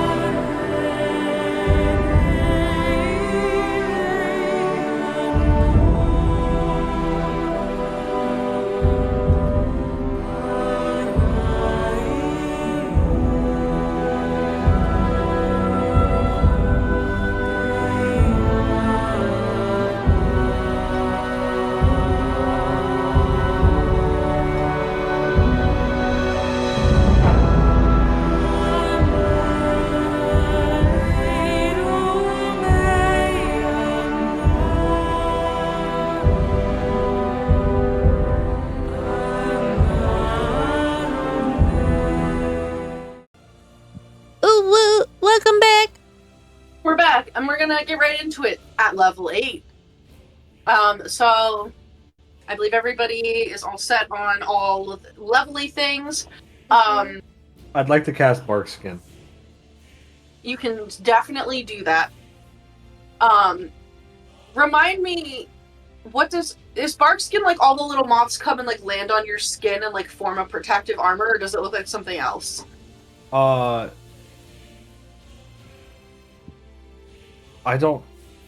think Bark Skin is like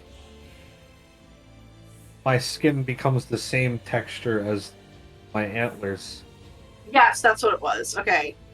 Yeah, it's like the woody, bony texture from your antlers like goes down on your body. Okay, cool. Yeah. So yeah, you get hard.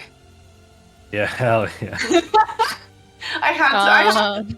If I ever like don't make at least like one innuendo in this game, whether I'm RPing Sam or not, like like that's if I don't make an innuendo, then I'm crashing out and I need help. Cool. So you guys are in this garden. There's that pavilion where there's like music and all kinds of like voices coming out.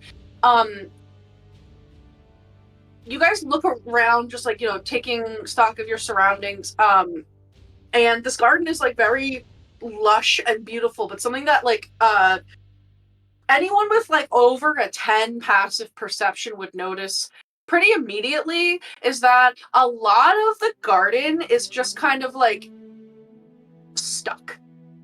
So you can see there's like little humming bumbles that are like just unmoving in midair as they're about to like go and pull nectar from a flower.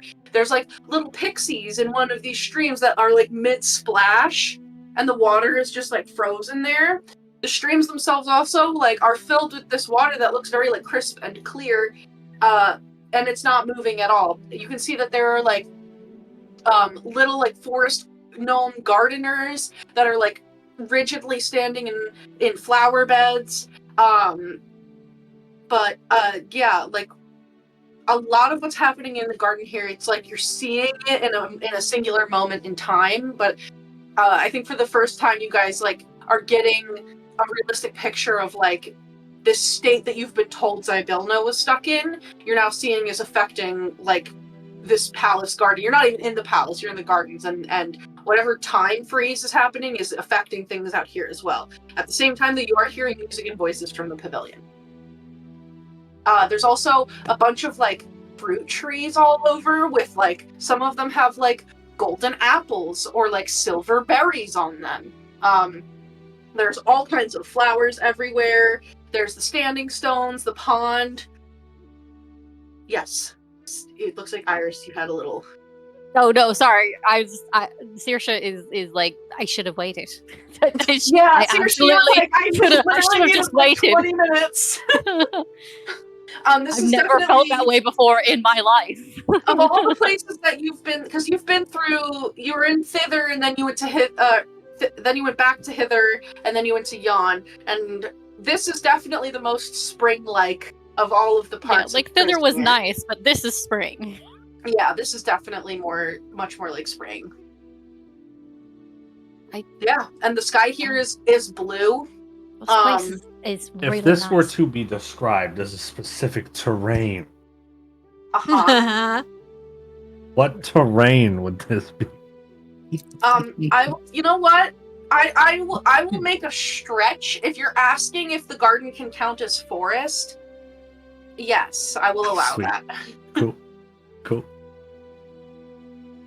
Because it's a pretty beefy garden.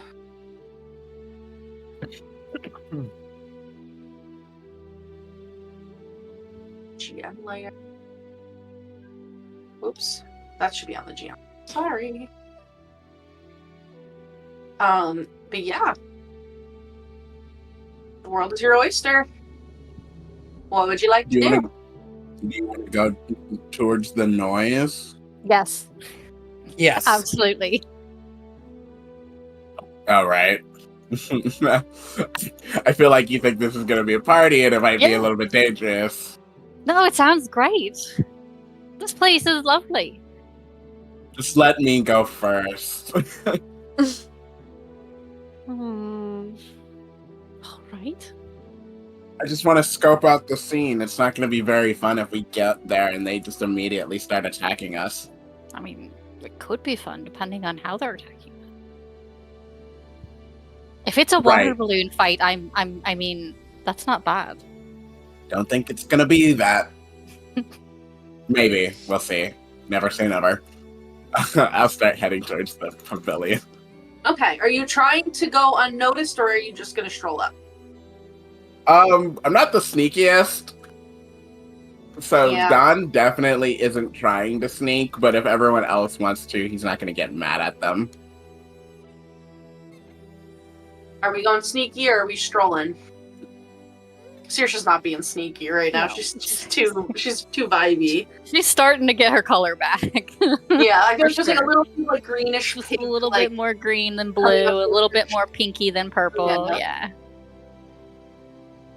I'll stay at the back. I don't know if I'm like stealthing, but I'll probably try to stay out of the way. Should I try to stealth just to like be unnoticed, I guess? I'm not trying to hide. I'm just trying to not be noticed. You can probably do a stealth for that if you're trying to go unnoticed. Okay. Anyone who's trying to like be unnoticed can roll a stealth. Otherwise, I shall assume that we are walking up. Not bad. I just want to stay close to Dawn, so if I can do that while going between shadows and stuff, fine. But if it is a case of just walking behind him, that's... You can just walk behind Dawn, especially now that your hat is gone. Or you didn't make a new hat, did you? I haven't made a new hat. No, my hair is out and about. It looked really good when we flew in here. Yeah, it's like wind blown, and your it's the Isle cross, I think, right? It's like ringing Yeah. your head. It's like very My like Isle cross is tousled out. wind balloon. Yeah. You can just stand. Dawn is like a tin can on legs. You can just stand behind Dawn and go unnoticed unless Dawn makes sudden movements. Sure, I'll follow in his shadow then. Yeah. So you guys approach the pavilion. You see 7 guests, one of them a talking bear, lounge around a picnic table covered with an emerald green cloth and laden with cakes, teapots, teacups, and cutlery. 2 of the guests are motionless and silent, but the others are engaged in spirited conversation. And then at the back of the pavilion, a string quartet of badger minstrels plays delicate chamber music. So This is literally just like home. There's music playing, badgers, and a talking bear. This is the people I hang out with at home. So they are. So you're feeling green? Mm-hmm. Okay. Yeah. Glad to see you in a better mood. This is great. We should never. Well, I mean, not never, but we should stay here a while. So you would see there's the 4 badgers that are in a quartet playing music. There is like a human individual that has like a pumpkin on the table with them. There is, and they kind of just look like they're maybe like a farmer, like they're in like overalls and like a straw hat. There is a high elven individual with like immaculate noble clothing. There is and he is also made completely of like stone. There is what you would think might be a dwarf based on their statue sitting there, but you can't really tell, or stature sitting there, you can't really tell because they are headless. So you see a dwarven body. There is the bear that's sitting at the table, and there is also like a human female that has this like massive stack of parchment and a quill that is writing with itself. Like she's not holding it, she's just speaking and it's writing for her. And then the 2 guests that are like unmoving and silent are a halfling who appears to just be like a commoner, and a massive orc woman that is like adorned with like bone jewelry and like pelts and furs, and she is she's also like unmoving. So as you guys approach, the 5 guests who are not like frozen in time, are having this like very animated conversation about whether clotted cream should be applied to a scone before or after jam. And they are like so engrossed in this conversation that like they like you will Dawn, like you clank right up, like they do not notice you at all.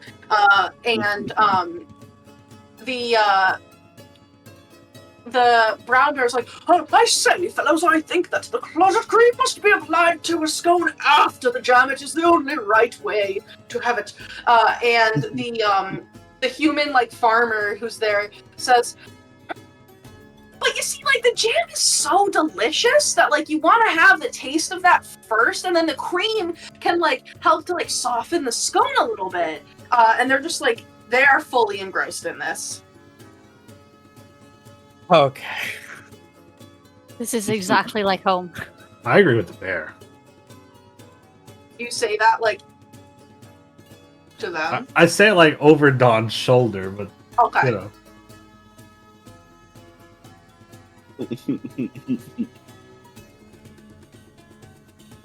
Okay. Yeah, Dad will walk up to these people talking.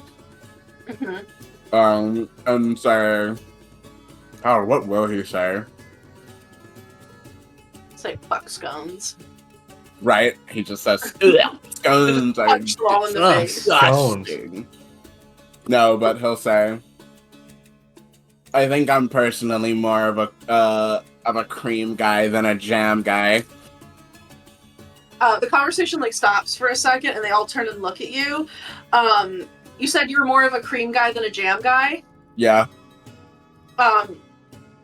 Yeah. So the human noblewoman was like, yes, I agree. I find that I don't particularly like the acidity in the jam. The cream really, on its own, just allows you to get the more delicate flavor of the scone to come out. Dictato, write that down. And the quill begins like writing on the paper. Are you coming to sit? Are you waiting for an invitation? Yes. And they all like start moving and like making space at the table for you. You guys can sit if you would like. You guys can sit. I'm not exactly looking for a seat. I just figured the conversation was so animated, I wanted to see what it was about. Oh, well, my good fellow, that's quite all right. You know, you are welcome to come and partake of this delicious fare that has been laid out here. But you don't have to sit if you don't want. I don't blame you. You know, it's quite lovely here, though. Underneath this, this pavilion. You know, it's a lot better than the fish that I was eating in the rivers back home, the bear says. And there's just, like, tea and cakes piled on this table. Yeah, Saoirse immediately sits down and just starts, like, grabbing things and, like, piling her own plate up. No hesitation. She's like, yes, I'm home. How long have you guys been sitting here? I didn't really expect to see this, here at the palace. The high elf that is like a living statue will clear his throat and say, oh, well, I don't actually remember how long I have been here. I don't think it has been that long, but now that I think of it, maybe it has been quite some time indeed. I don't quite remember either, you see. Oh god, I'm choking. These voices. Give me a second. I'm killing myself with this.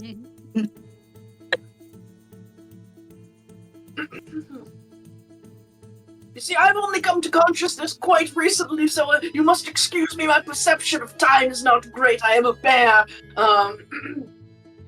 The dwarf without a head, just kind of like shrugs as best they can.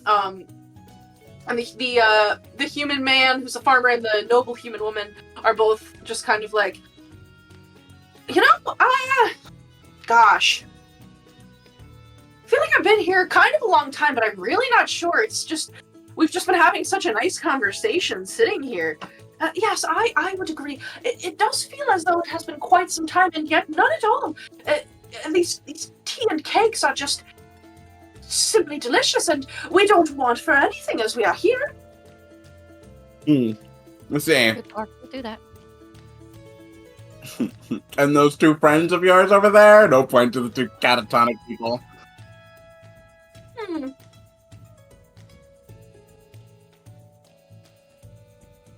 I don't know. They're just sort of here. In fact, I think they were here when I got here. Bodger, were they here when you arrived? Oh, yes, indeed they were. I was the first here, as I am an early bear. But I guess I'm not entirely sure what's happened. They've just sort of there. I figured they were quiet and stoic, like statues. I take offense to that. Excuse me, I may be a living statue, but I am not stoic.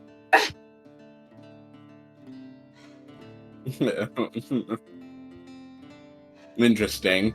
But the other two are still completely, like, frozen. Yeah, I'm gonna go around the table and just sort of poke one of the frozen guys. Okay. Let me pull up the page about the temporal stasis to make sure I'm explaining right.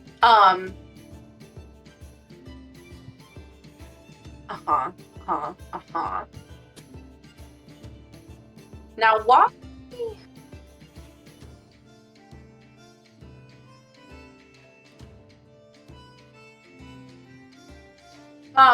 So when you go to like poke the maybe like the frozen halfling, you like can't, like, you go to poke him and it's just like you're poking him normally, but if you try to like give him like a little bit of like a shove to try to like jostle him, he's like stuck in place. Like you can't move him, you can't move any of the things that he's carrying or wearing, and like, yeah, he's just completely stuck there. You guys got here after Zybona got frozen, right? After what happened? Zybona, what are you saying? Zybona's frozen. We're just here waiting for our invitation into the palace. And enjoying a pleasant conversation and good company. You were waiting for an invitation. Well, I believe I was here so that I could speak with Zybona, and I think, Bodger, you were... Yes, I was hoping that Zybona could undo a curse that was put on me by a cruel river spirit, so I was hoping to meet with her as well. And the headless dwarf stumps his foot once, and the living statue, elf man, and like the farmer, they would both also say that they were hoping to meet with Zybona. The human farmer would say, yeah, so this is Yamzu, and holds up the pumpkin. And you know, I really love Yamzu. I've really like come to have a special relationship with Yamzu. He's like a child to me, but I'm really tired of him eating all of my livestock. So I was hoping that Zybona could maybe like help to quell his thirst for blood and raw flesh. So yeah, I heard that she was somebody who could help with that kind of thing. And the statue says, yes, I was hoping that this sort of effect. My family crypt had sort of this unpredictable magic emanated from it that turned me into a living statue, and I had Zybona could answer wishes. And well, I don't really know what is wrong with the headless one, but one stump is yes, two is no. I think he is probably looking for his head, if I had to guess. Okay. Glad they got there on their own. Yes, But and I'm you've hoping to break the been- terms of an arranged marriage, and I figured Zybona would help me with that. I see. So you've all just been waiting to meet with her, and she hasn't invited you in. Have you checked? Or have you tried to check in with her? Well, I wandered around the garden, and it was quite lovely, but I knew better than to enter the palace without being invited. I'm quite familiar with the rules of the Fae. I am a writer, after all. I've done quite a lot of research on them. Dictado, write down a satyr who wants to try to barge into a palace without an invitation. I hope you don't mind. And the quill begins to, write with itself. Okay, kind of rude, but whatever. But that's just an interesting idea. Mm. He gave you an idea. What are you going to give him in return? Do I have... I'm sorry, I can't offer you my hand in marriage. I am unfortunately spoken for and hoping to not be soon. But, I could offer you a piece of parchment. And she'll take a piece of parchment. Would you like that?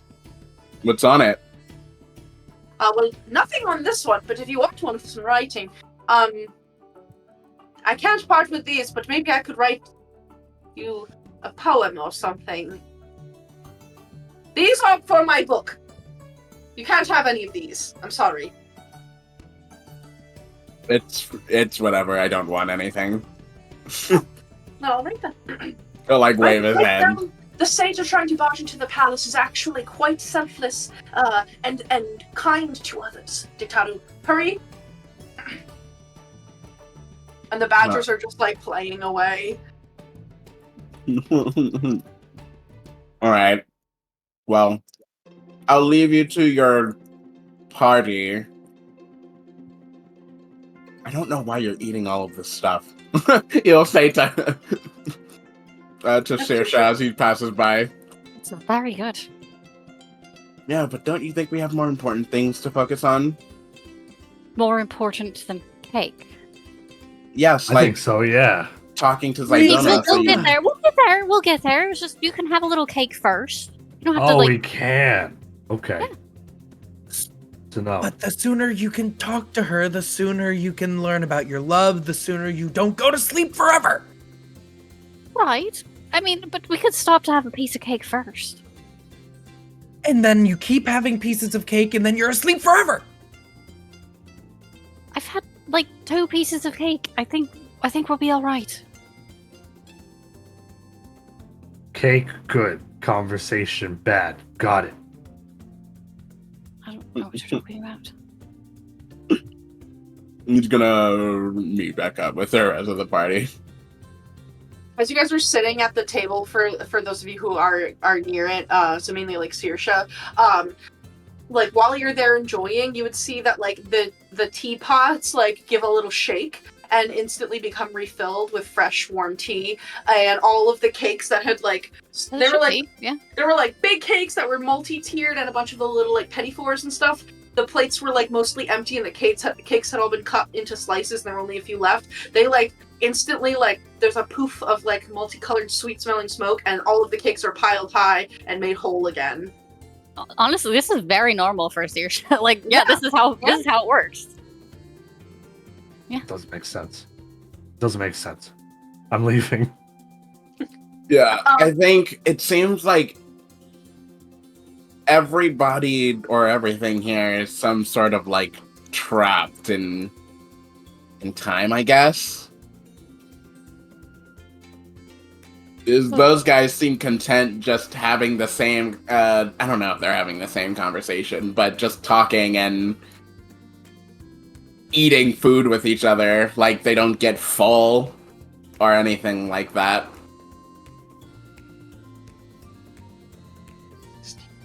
Kinda creepy.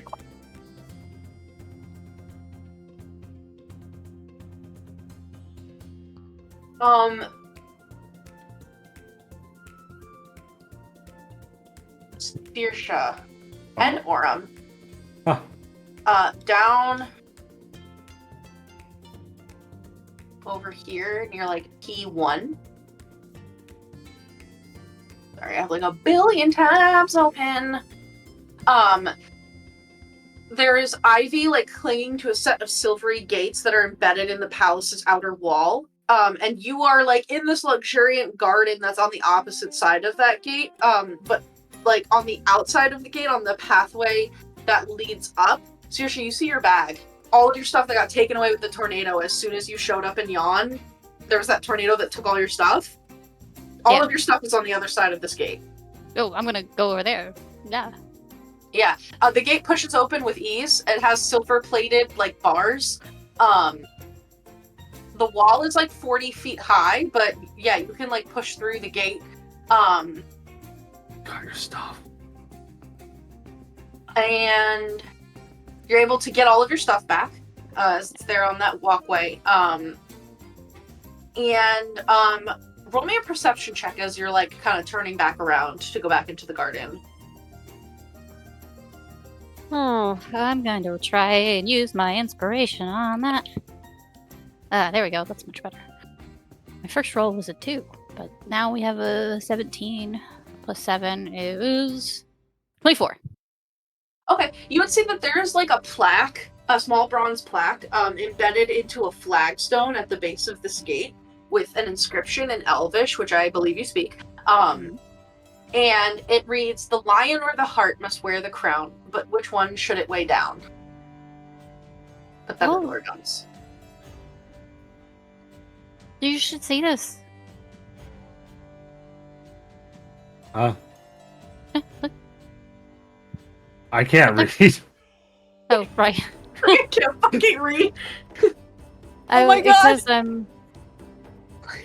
It says the lion or the heart, like a deer heart, must wear the crown. But which one should weigh it down? Or should it weigh down? I don't get it. Well, there's probably a lion or a deer somewhere that needs to wear a crown. That's about all I got. But its heart's too big. No, heart is another word for deer. I didn't even know that. Go cross his arms. Saoirse knows a lot about deer. They're very spring. I don't know. All The right. lion or the deer? Mm-hmm. Could I start trying to track either of those animals in this forest? Yeah, sure. You can roll a survival Ego check. keeps looking at Aurum like, We have a lion.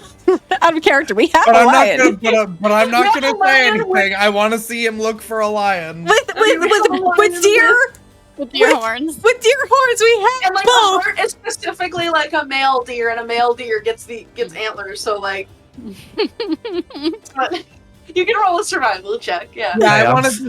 not smart. Okay. Yes. Neither am I. The I two definitely dumbest just- characters are trying to figure this out. Right? I rolled a 15. However, while I'm tracking other creatures, I also, if I learn anything, I also learn their exact number, their sizes, and how long ago they passed through the area. Wow. Let me. Give me 1 second. Bro starts following his own footprints. I was Oh they're my like, this is like those like He's like cartoons walking where it's in like, circles. I found a lion, and he's like following himself in circles. Oh, that's adorable. It's here somewhere. It's close. I know it is. It was just here. It could happen. It could. It was you the whole time, Aurum. Huh? He's got a fairy with him. I'm not a deer. You're a lion with deer antlers. Oh my goodness. Sorry, 1 No, you're good. second. Clover is like only vaguely paying attention. She's ritual casting right now, detect magic, because I can't just do it at will now. So I'm attempting to ritual cast it, depending how long Yeah. this all takes. Mm-mm.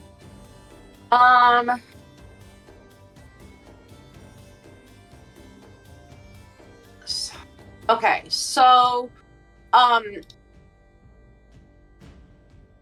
you feel pretty confident that there are no lions or deer in the gardens. However, as you are walking around and kind of like patrolling, like scouting the area, you would notice when you approach,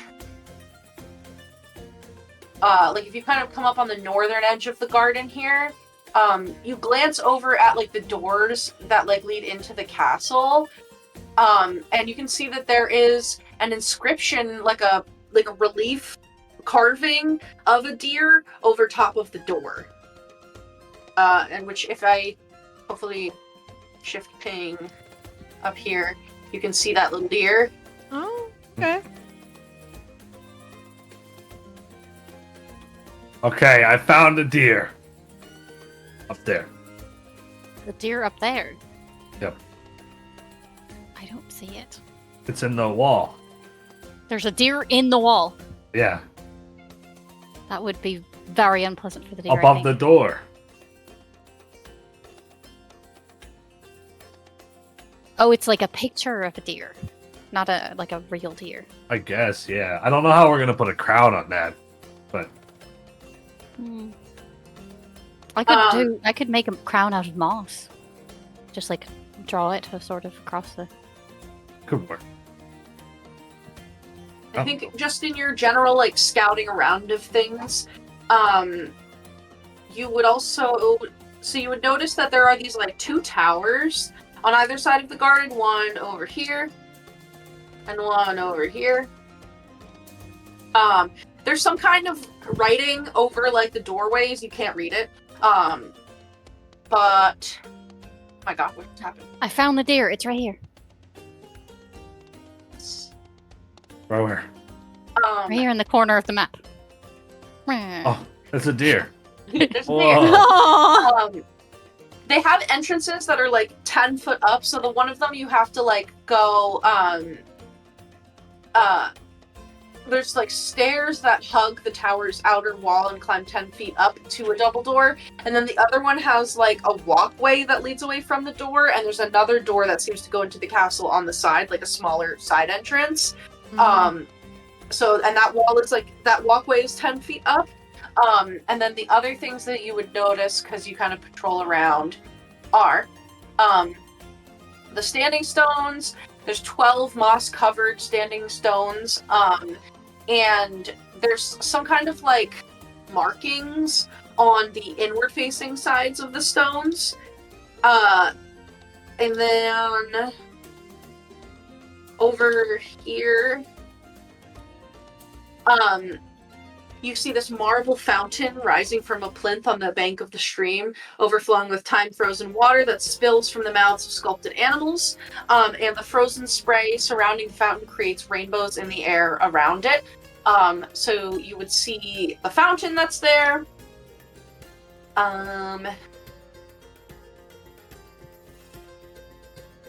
There's also an area with like a bronze fence over here. And it's Aurum. I think Aurum knows what roses are. There's some kind of like rose garden in there, with a variety of colors of roses, like even some that are black or white.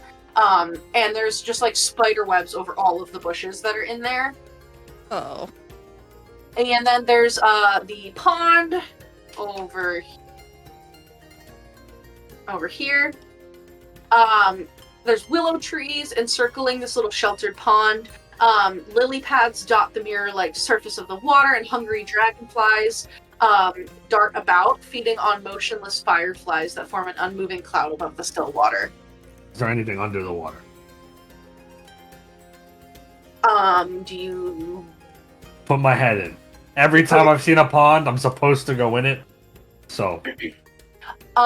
okay. You put your head into the water. Hold on, let me just check. So, it's like putting your head into soft dough. The water, because it's time frozen, has this like doughy consistency. So you can like it doesn't, like, your head doesn't break the surface, it just like pushes into it and leaves like an impression of your face. But as you like put your face into it, and then you have this moment where you pull back, you're like, wait, what's going on? You see that this like delicate hand made of water black as winter's night, silently breaks the water's surface, just like beyond where your head went in. The hand is clutching a crown made of silver needles. And below the hand, under the surface, because you're kind of like, you're like looking into the water from a lower point, you can see that there's a school of shimmering black fish that take on a vaguely humanoid form.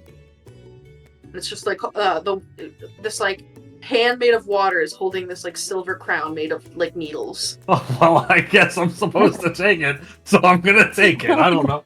This was a complete accident. I love that this is instantly what Aurum finds. It was destiny. It was you all along. Complete accident.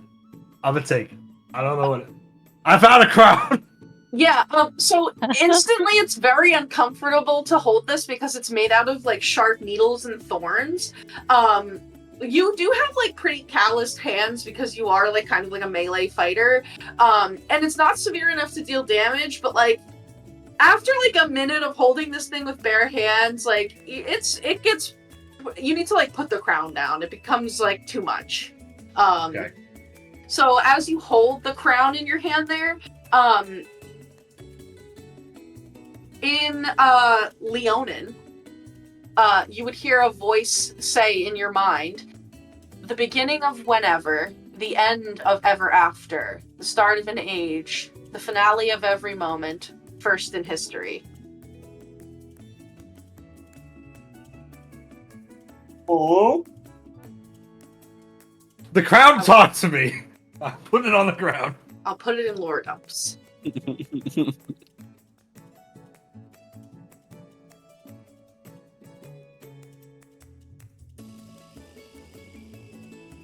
Yeah, crown talked to me. It said, the beginning of whenever, the end of ever after, the start of an age, the finale of every moment, and the first in history. In Leonin. But like a riddle? I don't know. It's heavy. Oh. Well, it's like pointy, prickly.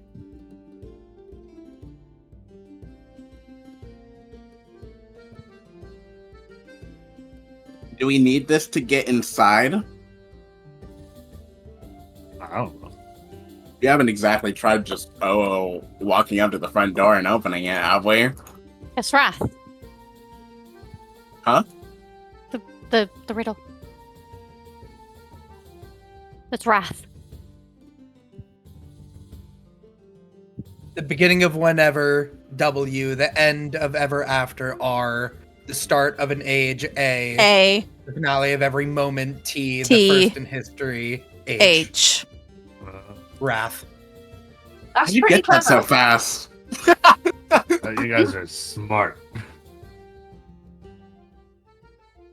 I mean, well, in Leonin, right, it wouldn't necessarily be Wrath. What's Right, like, what's Wrath? technically- What's Wrath and Leonin? I don't Well, know, I- Leonin. What's Wrath and Leonin? Mhm. It's actually Ah!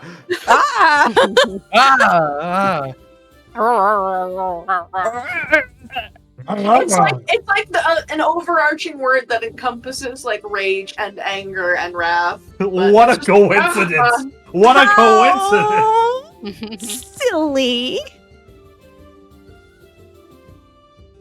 Yeah. Do I have to put it on? I don't see another lion. I don't know if putting it on's a good idea. If it's telling you Wrath, then putting it on might make you angry. Does my detect magic pop off? Can I check this thing to make sure it's nothing that's gonna kill him instantly? Yeah, so let's go to. Thanks for the raid. Hey, thank you for the raid. Welcome. Hello. Hello, Knights of Silver Moon. Welcome. Yeah, so the crown doesn't give off like any kind of specific magical Vibe. like vibe. Yeah, no, it's very beautiful. It's like, but it's made out of like silvery needles. So it just looks really hurty. I mean, if I But have as to put far it as- on to get it in the door, get us in the. As far as like just other magic goes, if Clover is gonna, like make a loop, Yeah. there's an aura of conjuration magic around the standing stones that are in the middle of the garden. Okay.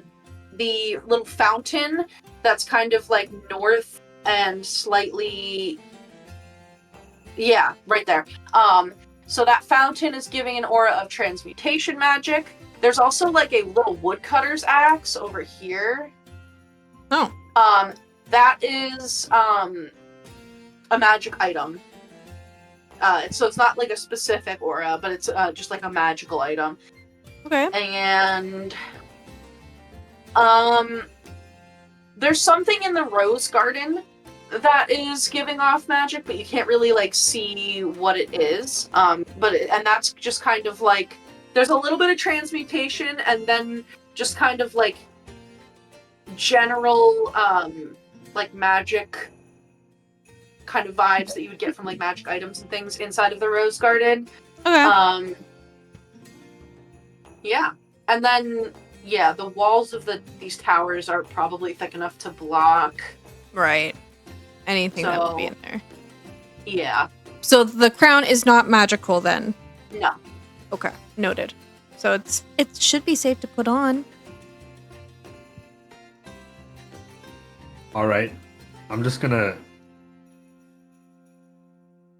arc it on my antlers because I don't think I could get it over my head. Yeah. You put it on. It hurts. It's poking your forehead.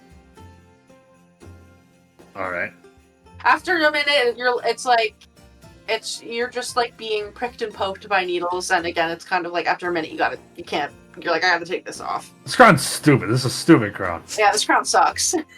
I hate it. Why did the crown talk to me though? If the crown's not magical, why did it talk to me?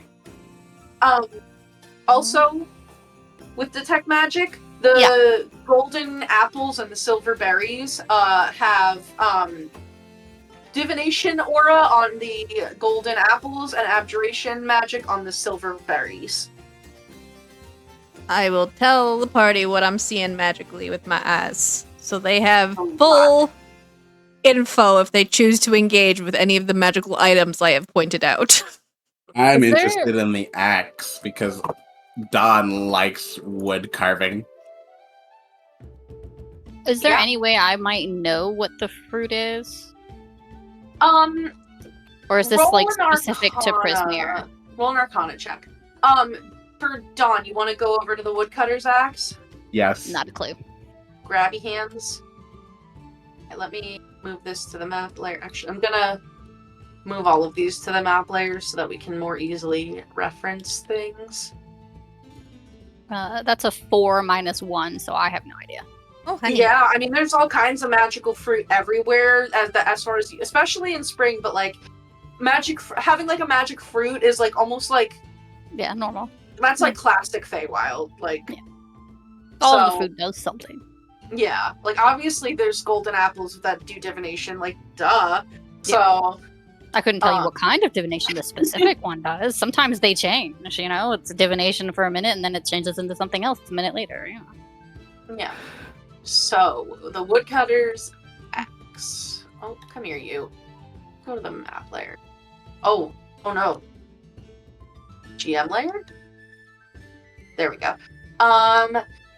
Yeah, there is a gleaming great axe embedded in a withered tree stump near a bend in the stream.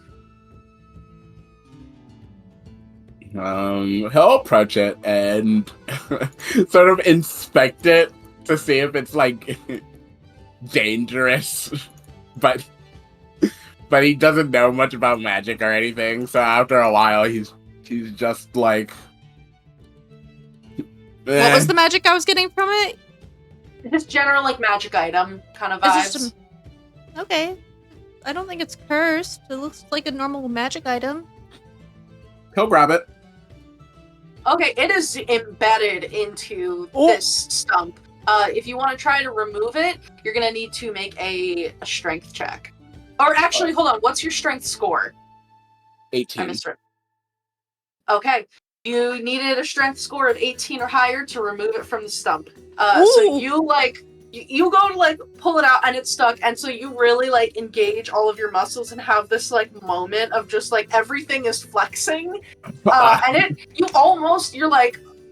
are pushed to the limit of what your strength can bear doing this. But just at the end, as you're about to give up, you do like one final like heave, and this like massive, very like fine looking woodcutter's axe comes free of this withered tree stump, and you now have a woodcutter's axe, which I will put in the loot. Huh. He'll like spin it around in his hands. How big is it? It's a great axe. So you have a +1 to attack and damage with this weapon. Additionally, if you use this axe to make an attack against like a plant, either an ordinary plant or a plant type creature, or a wooden object that's not being worn or carried, you deal an extra 2d6 slashing damage. Interesting. Yeah, he like spins it around in his hands, and then he'll like sit with it for a little bit and like start doing air guitar. Yeah, it's perfect for that. Fuck yeah. And then he's just gonna walk around and he's doing air guitar and making like air guitar noises. Oh my god. Yeah, totally. And you know what? This is like the first like cheerful place you guys have been in a long time, so it's very easy to get lost in the sauce here. What is everybody else doing? I know Saoirse, you were partaking of some like little treats, and then you got your bag. Clover, you were kind of like making a loop around to detect all of the magic. Yeah.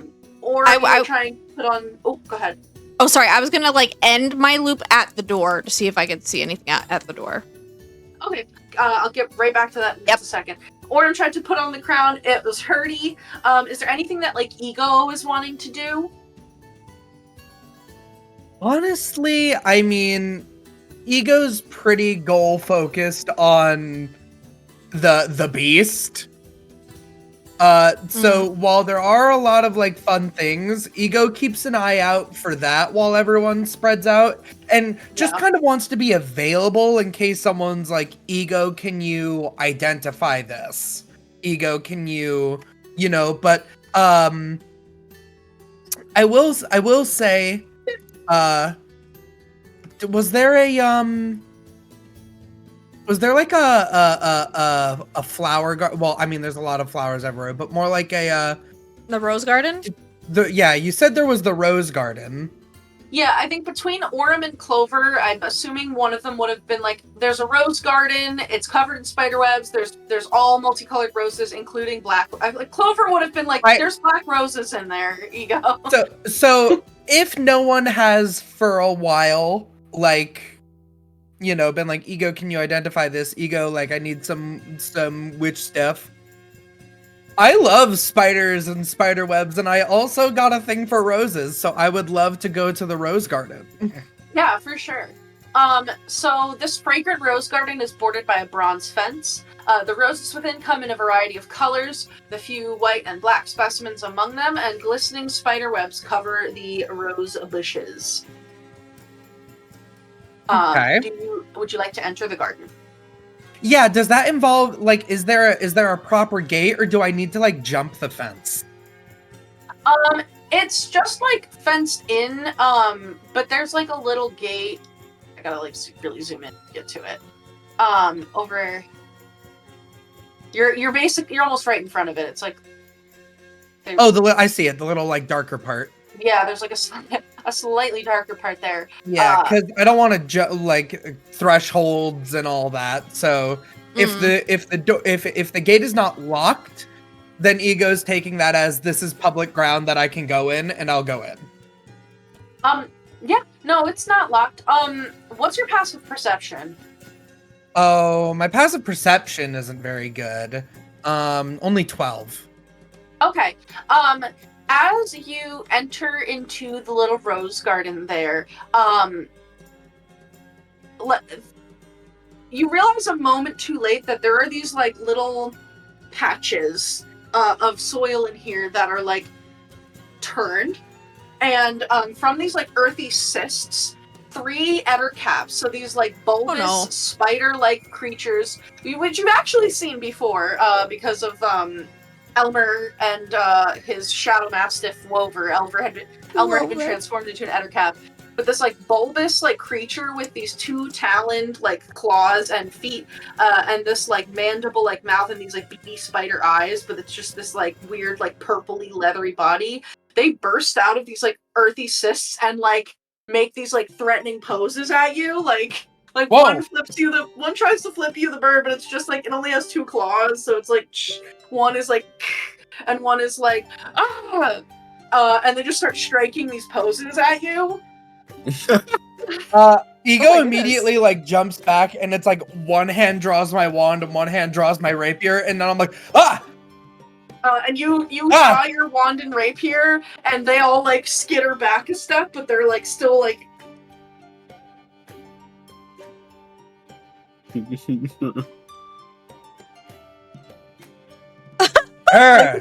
just posing at you silently, like threatening posing. God. Creatures of the dark and web fear my sting.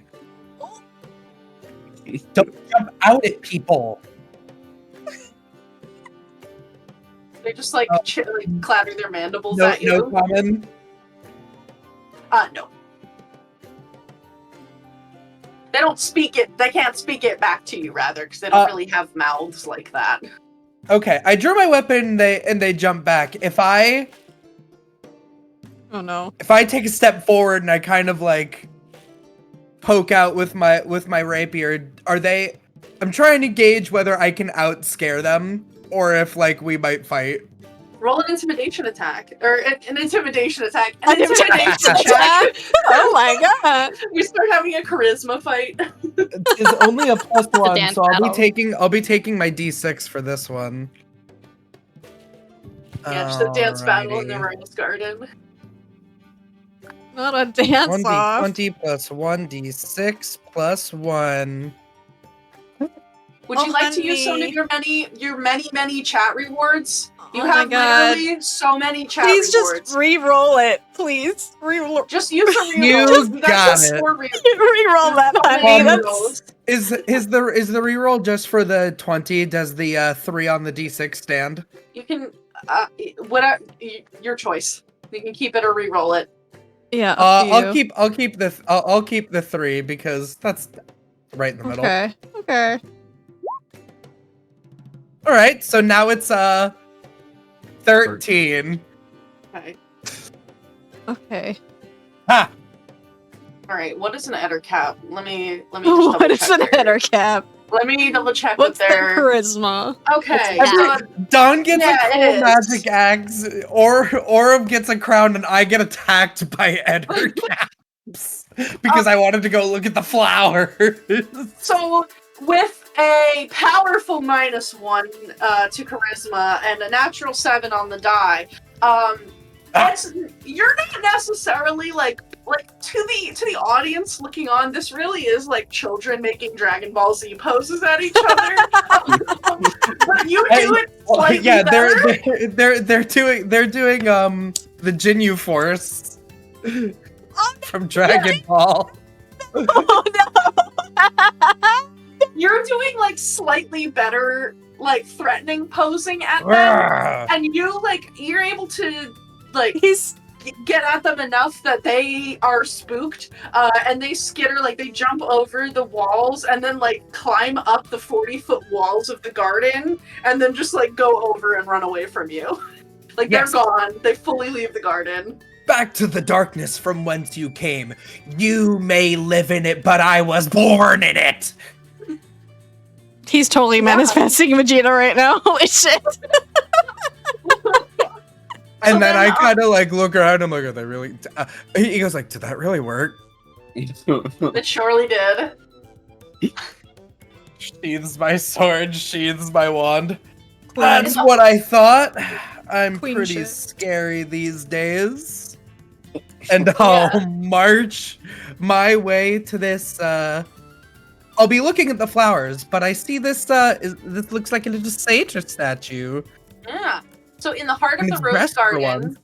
yeah, in the heart of the rose garden, coiled around a statue of a prancing satyr holding a set of pipes to his lips, is a thorny vine with 5 roses growing out of it, each one a different color: black, blue, green, red, and white.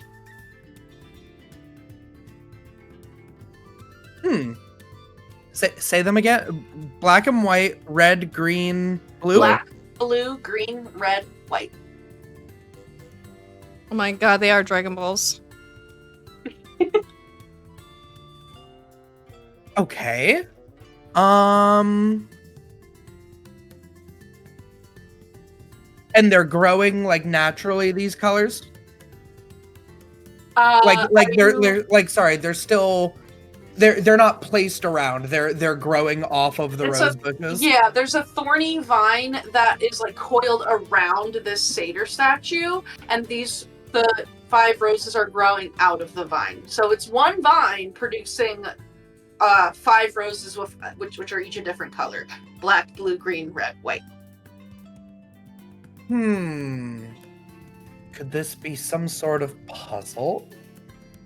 Let's see. Let me see if I have identify prepared. If not, I'll try I'll do a quick ritual.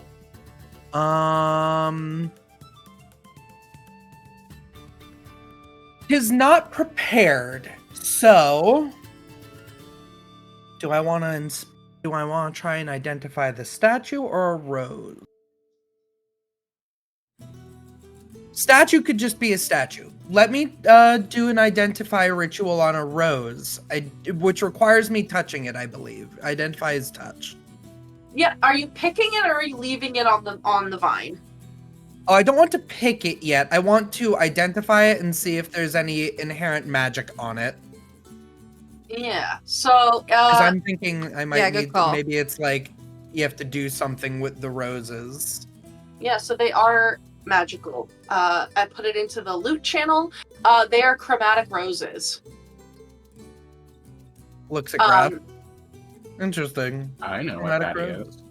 Yeah, so you would know that when you hold each rose, like there's a different effect that each of them has. And by holding the rose, you get a certain damage resistance based on what color it is. If you would take more than 10 damage of that type from a single source after applying the resistance, that rose disintegrates and you take no damage instead. Additionally, as an action, you can blow the petals from the rose to produce a 20-foot cone of either acid, lightning, poisonous gas, fire, or cold, dictated by the rose's color and damage type, which then has a DC 15 con save, 3d10 damage on a fail, half on a success. Using that destroys the rose. So black causes, if you hold the black one, it will drip acid and you get acid resistance. Blue, it crackles with lightning. Okay. Yeah. Tiamat, dragon, like chromatic dragons. Okay. Basically. Okay. But Yeah, I so don't I feel like identify touch- there's no like there's nothing that's just what the roses do on their own. Yeah, that's just like each of the roses is a different type of this same item. Okay, and it's just from passively holding them on my person? Yes. Okay. Well, you have to hold, if you like hold the rose. Need a hand. Yeah. Okay. So I can't like. All right. Well, we might be fighting stuff and we got like really rocked by lightning before. I don't really know what we could be facing here. But I like black roses, so I'm gonna pick one and we'll see what happens. Okay. Are you gonna pick the black one? I'll pick the black rose. Yeah. So you pick that one, and immediately, it looks as if this rose begins to like drip this like black Icarus acid, and you have resistance to acid damage by holding this rose. Nothing And it else looks- happens? No. You look pretty cool because you're holding like a Kinda. black dripping rose. Yeah, I look around, I see if my party is... They're all occupied doing their own thing. Yeah. You can see in the distance, Don is probably like at the edge of this like circle of rocks, and he has like one like foot up on it, and he's just belting away. Air guitaring. Alright. Okay, you Clover's know at what? the front gate looking up at the antler deer. Well, So she's like, I feel like Clover could probably see the rose garden. I don't know if she can see you, but she can see the rose garden from where she's at. but she's looking at the antlers. Yeah. Okay.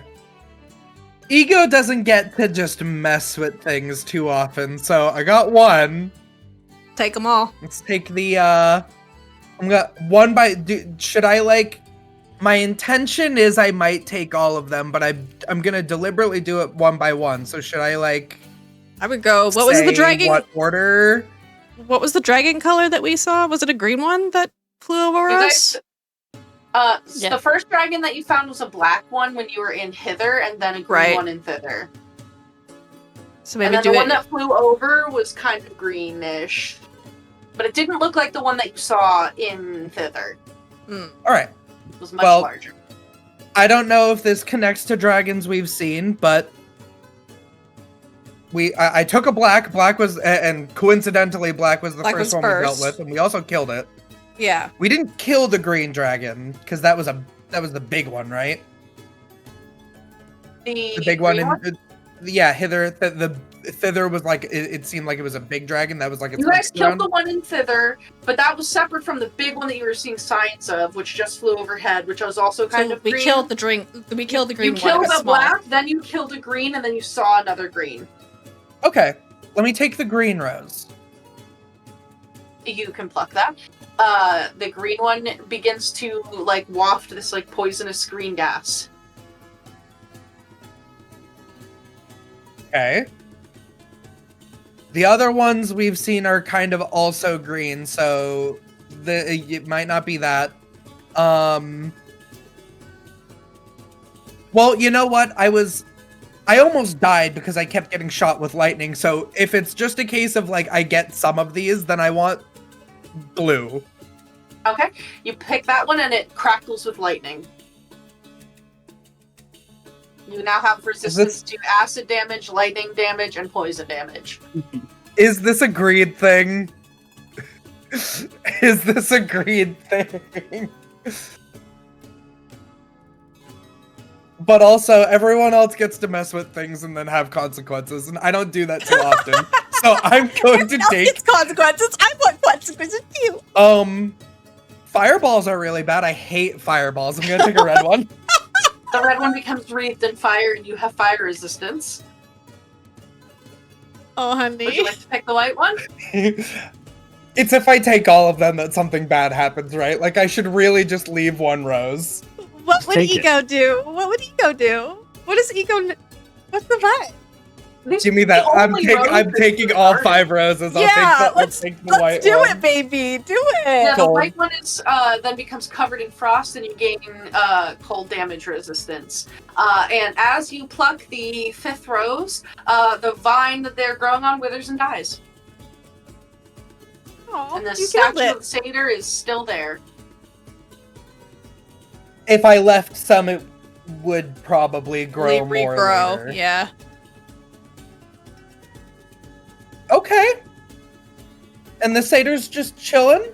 Yeah, he's just there's just this very like hyper realistic statue of a satyr that has like a set of pipes up to his lips. What's his it looks... He's playing music. Are his eyes open or closed?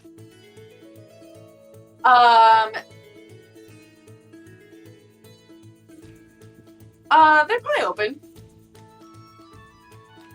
2 And Game he Master looks- rerolls. And he looks Aw, thanks. pleasant pirate. and he looks pleasant and cheerful. Yeah, he looks like he's having a jolly time. And there's no like There's no carving, like, name on it or like, plaque or anything? Oh. Nope. Okay. You're just chilling here, being mirthful with cool roses.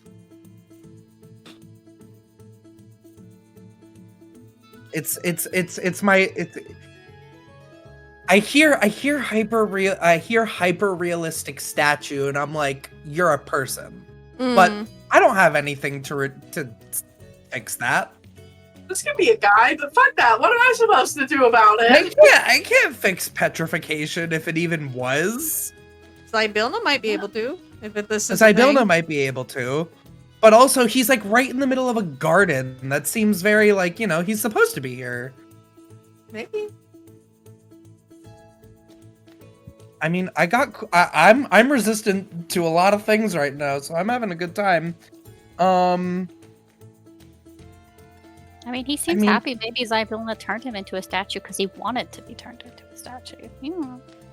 I mean, I don't even know. It could just be that there's a really good sculptor here. I guess I could try and identify him, too. Identify tells you when there's an effect on a creature, right? Yep. That's what I'm thinking, because if it's a creature under a flesh to stone spell, it would indicate that. Yeah. Yeah. You would get that this is a person who is petrified. Oh boy. Really quick, Aurum, I see that you're over by that fountain there.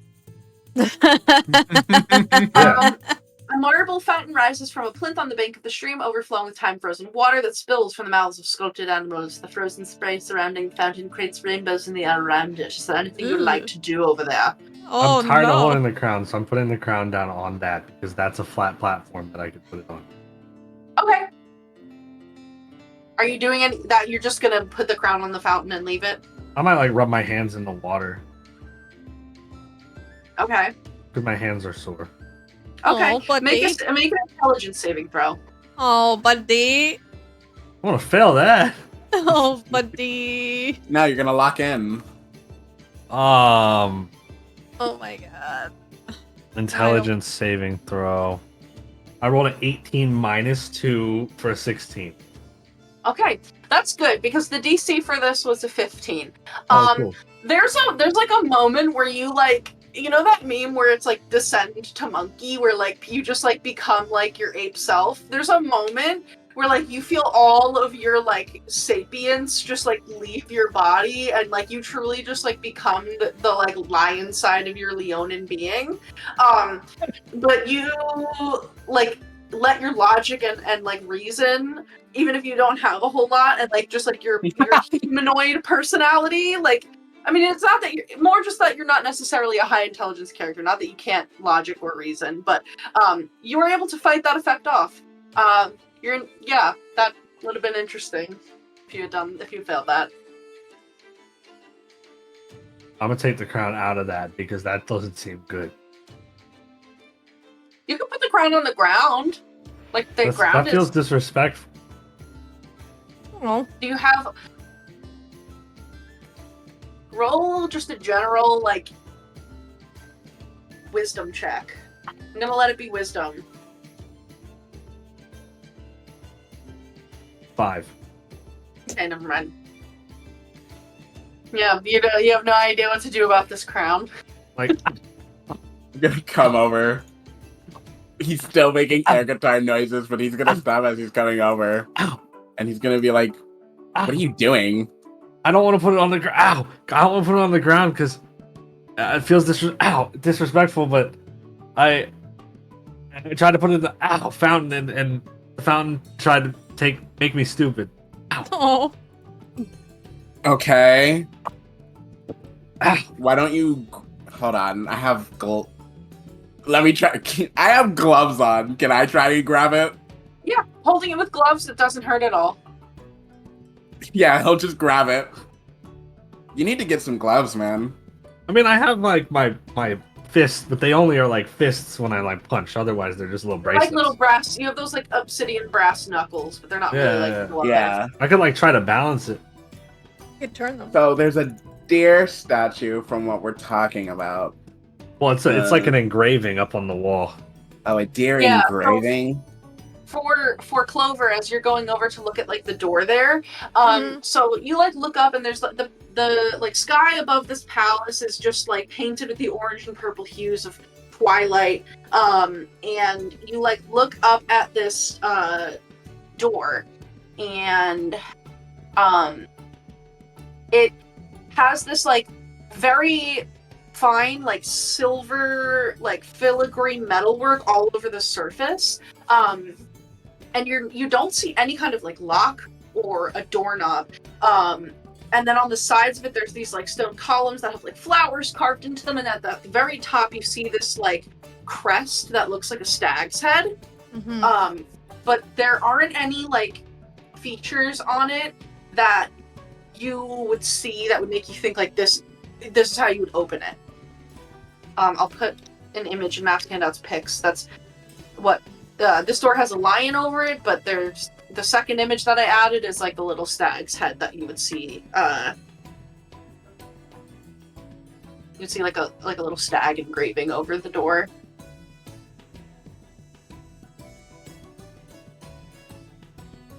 Huh. Is it magical? Is there like a magical effect on this at all, or no? Nope. No.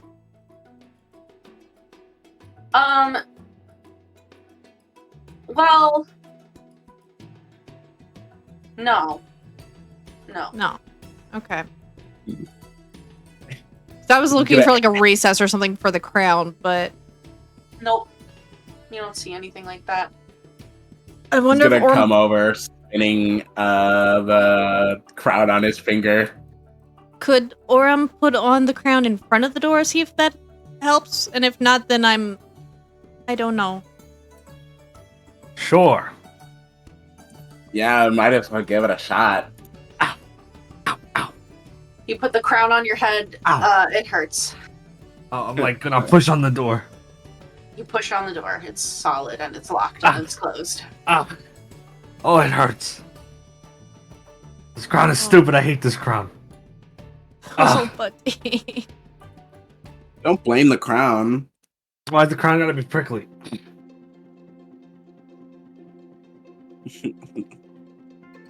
Man, it's just riddle on top of riddle, huh? Where's Ego? She's better at this kind of stuff. I'm gonna put a pin in that really quick. Saoirse, is there anything that you want to do? You found your stuff. You've had a lovely snack. How are you feeling? What would you like to do in all of this? I think Saoirse was following Aurum for a little bit because we were investigating this deer situation, and then he got the crown, and I think I got distracted by the pond, and I've just been kind of like dipping my toes in the pond. The dough. In the Play-Doh. The Play-Doh. Yeah, because it's weird and fun, and I don't know. Yeah, and it's like it has that doughy texture, but when you realize, like, as you've been playing with it, like when you remove water from the pool, it becomes the consistency of normal water. Oh. Yeah, so it like Oh, splashes. that's probably super fun to play with. Yeah. Like that Kind of like solid that liquid oobleck. Yeah. Yeah. Yeah, I think that's it, because she's like, I don't know what else to do. And the pond is fun. You said there's dragonflies and fireflies and... Fireflies are frozen in time, the dragonflies are not, and they love that the fireflies are frozen because they're just like demolishing them. They're just like eating them. I think Saoirse is currently contemplating like how that works from an ecology perspective of like eventually they're going to run out of fireflies, and then what are they going to do? Because there is like an aspect of like spring too that is sort of like. And are they digestible if they're frozen in time? Like, there's a cycle to things of like, you know, you can't eat too much of these things or they will be gone, and then you'll all die. Yeah, but are they digestible? Is it like eating a piece of gum? Like if they're frozen in time, they're not digestible. Like yeah, again, they just poop them out. I think these are the things that she doesn't have the intelligence to like think about properly. But it's just like that seems bad. That doesn't seem like an ideal situation. I don't know why, and I'm gonna think real hard about that. Not really. I'm just gonna enjoy watching them, but it seems bad. Yep. Alright, is there anything else that anyone wants to do? We've got some door investigation. You guys were looking for Ego. Ego. Yes. Yeah. I might have actually effed myself a little bit because I forgot. What? I'm holding the black book, and my negative from it is that I deal necrotic damage to all plants I touch. Oh, You do. Yeah, so as you walk into the garden, like all of the roses, thank you for reminding me. You can have another Yeah. D6 little inspo there. Yeah. So the path that Ego has taken through the garden has become withered. All of the roses that are around you start to wither. However, the chromatic roses, Or magic. does it say like all plants, or is it like actually? So it says plants. I know they are plants, but they are also magic items. Yeah. But it does say I deal 1d6 necrotic damage to all plant that you plants touch that isn't that I a creature. touch. Yeah. So everything else dies. I think those roses are the only thing that don't die because they're like technically like an item. Realistically, when I touched the first one to identify it, and if it did wilt, I wouldn't then touch all the others. So if it didn't, then I'm like, oh, it's magical, and then I took them. Yeah, so like it's kind of like wibbly wobbly because like the vine that they're on would have died after you touched it, but the roses wouldn't. So they would I have just forgot about it until I was like, ooh. No, it's good. And the other thing is that all animals are within 30 feet of you are hostile. So the bear and the 4 badger minstrels, it's good that you kind of stayed back behind Dawn, because they probably would have. Oh, that's right. They're just. Oh, I forgot. But they're still animals. Oh, Yeah, they are. Okay, this is actually really rough for me, guys. But all that being said, I know I haven't read the Black Book. I think Ego is really quickly flipping through, because my mother's book is interpreting pictures to figure out spells.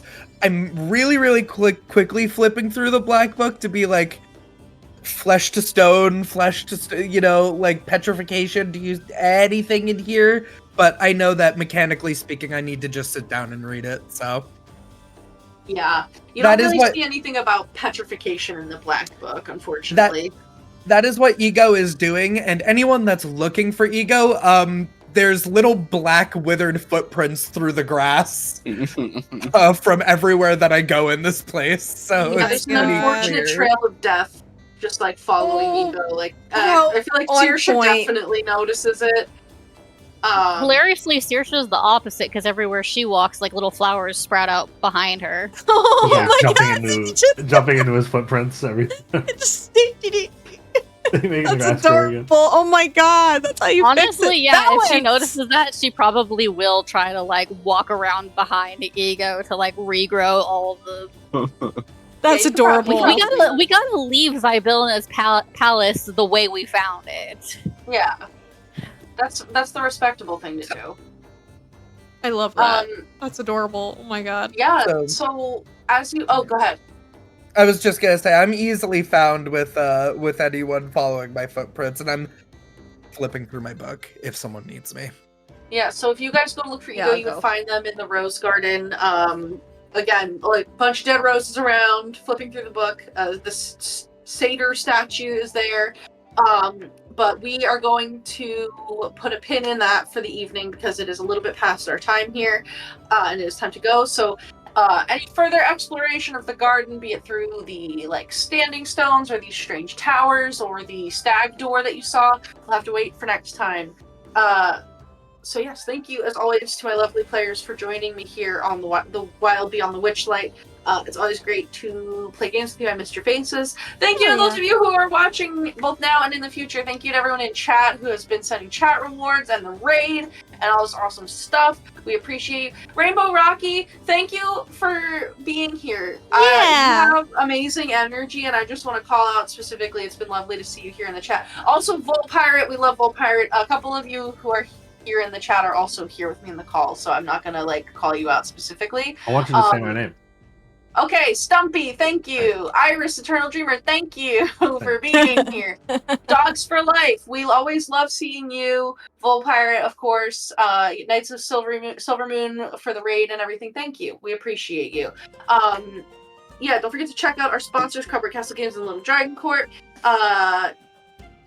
Join our Discord for updates on stuff. Subscribe to our YouTube. Tomorrow is Phandelver and Below. Yes. We are back. Cool. Anything else that I'm missing? Nope. No. Okay. The next time that you're trying to force yourself to be happy, but there is a petulant, wintry man bullying you and also making you waltz, don't forget to add your proficiency bonus, and we'll see you back here next time. Hey. Hey. Love you. Bye. Bye. Love you. Bye.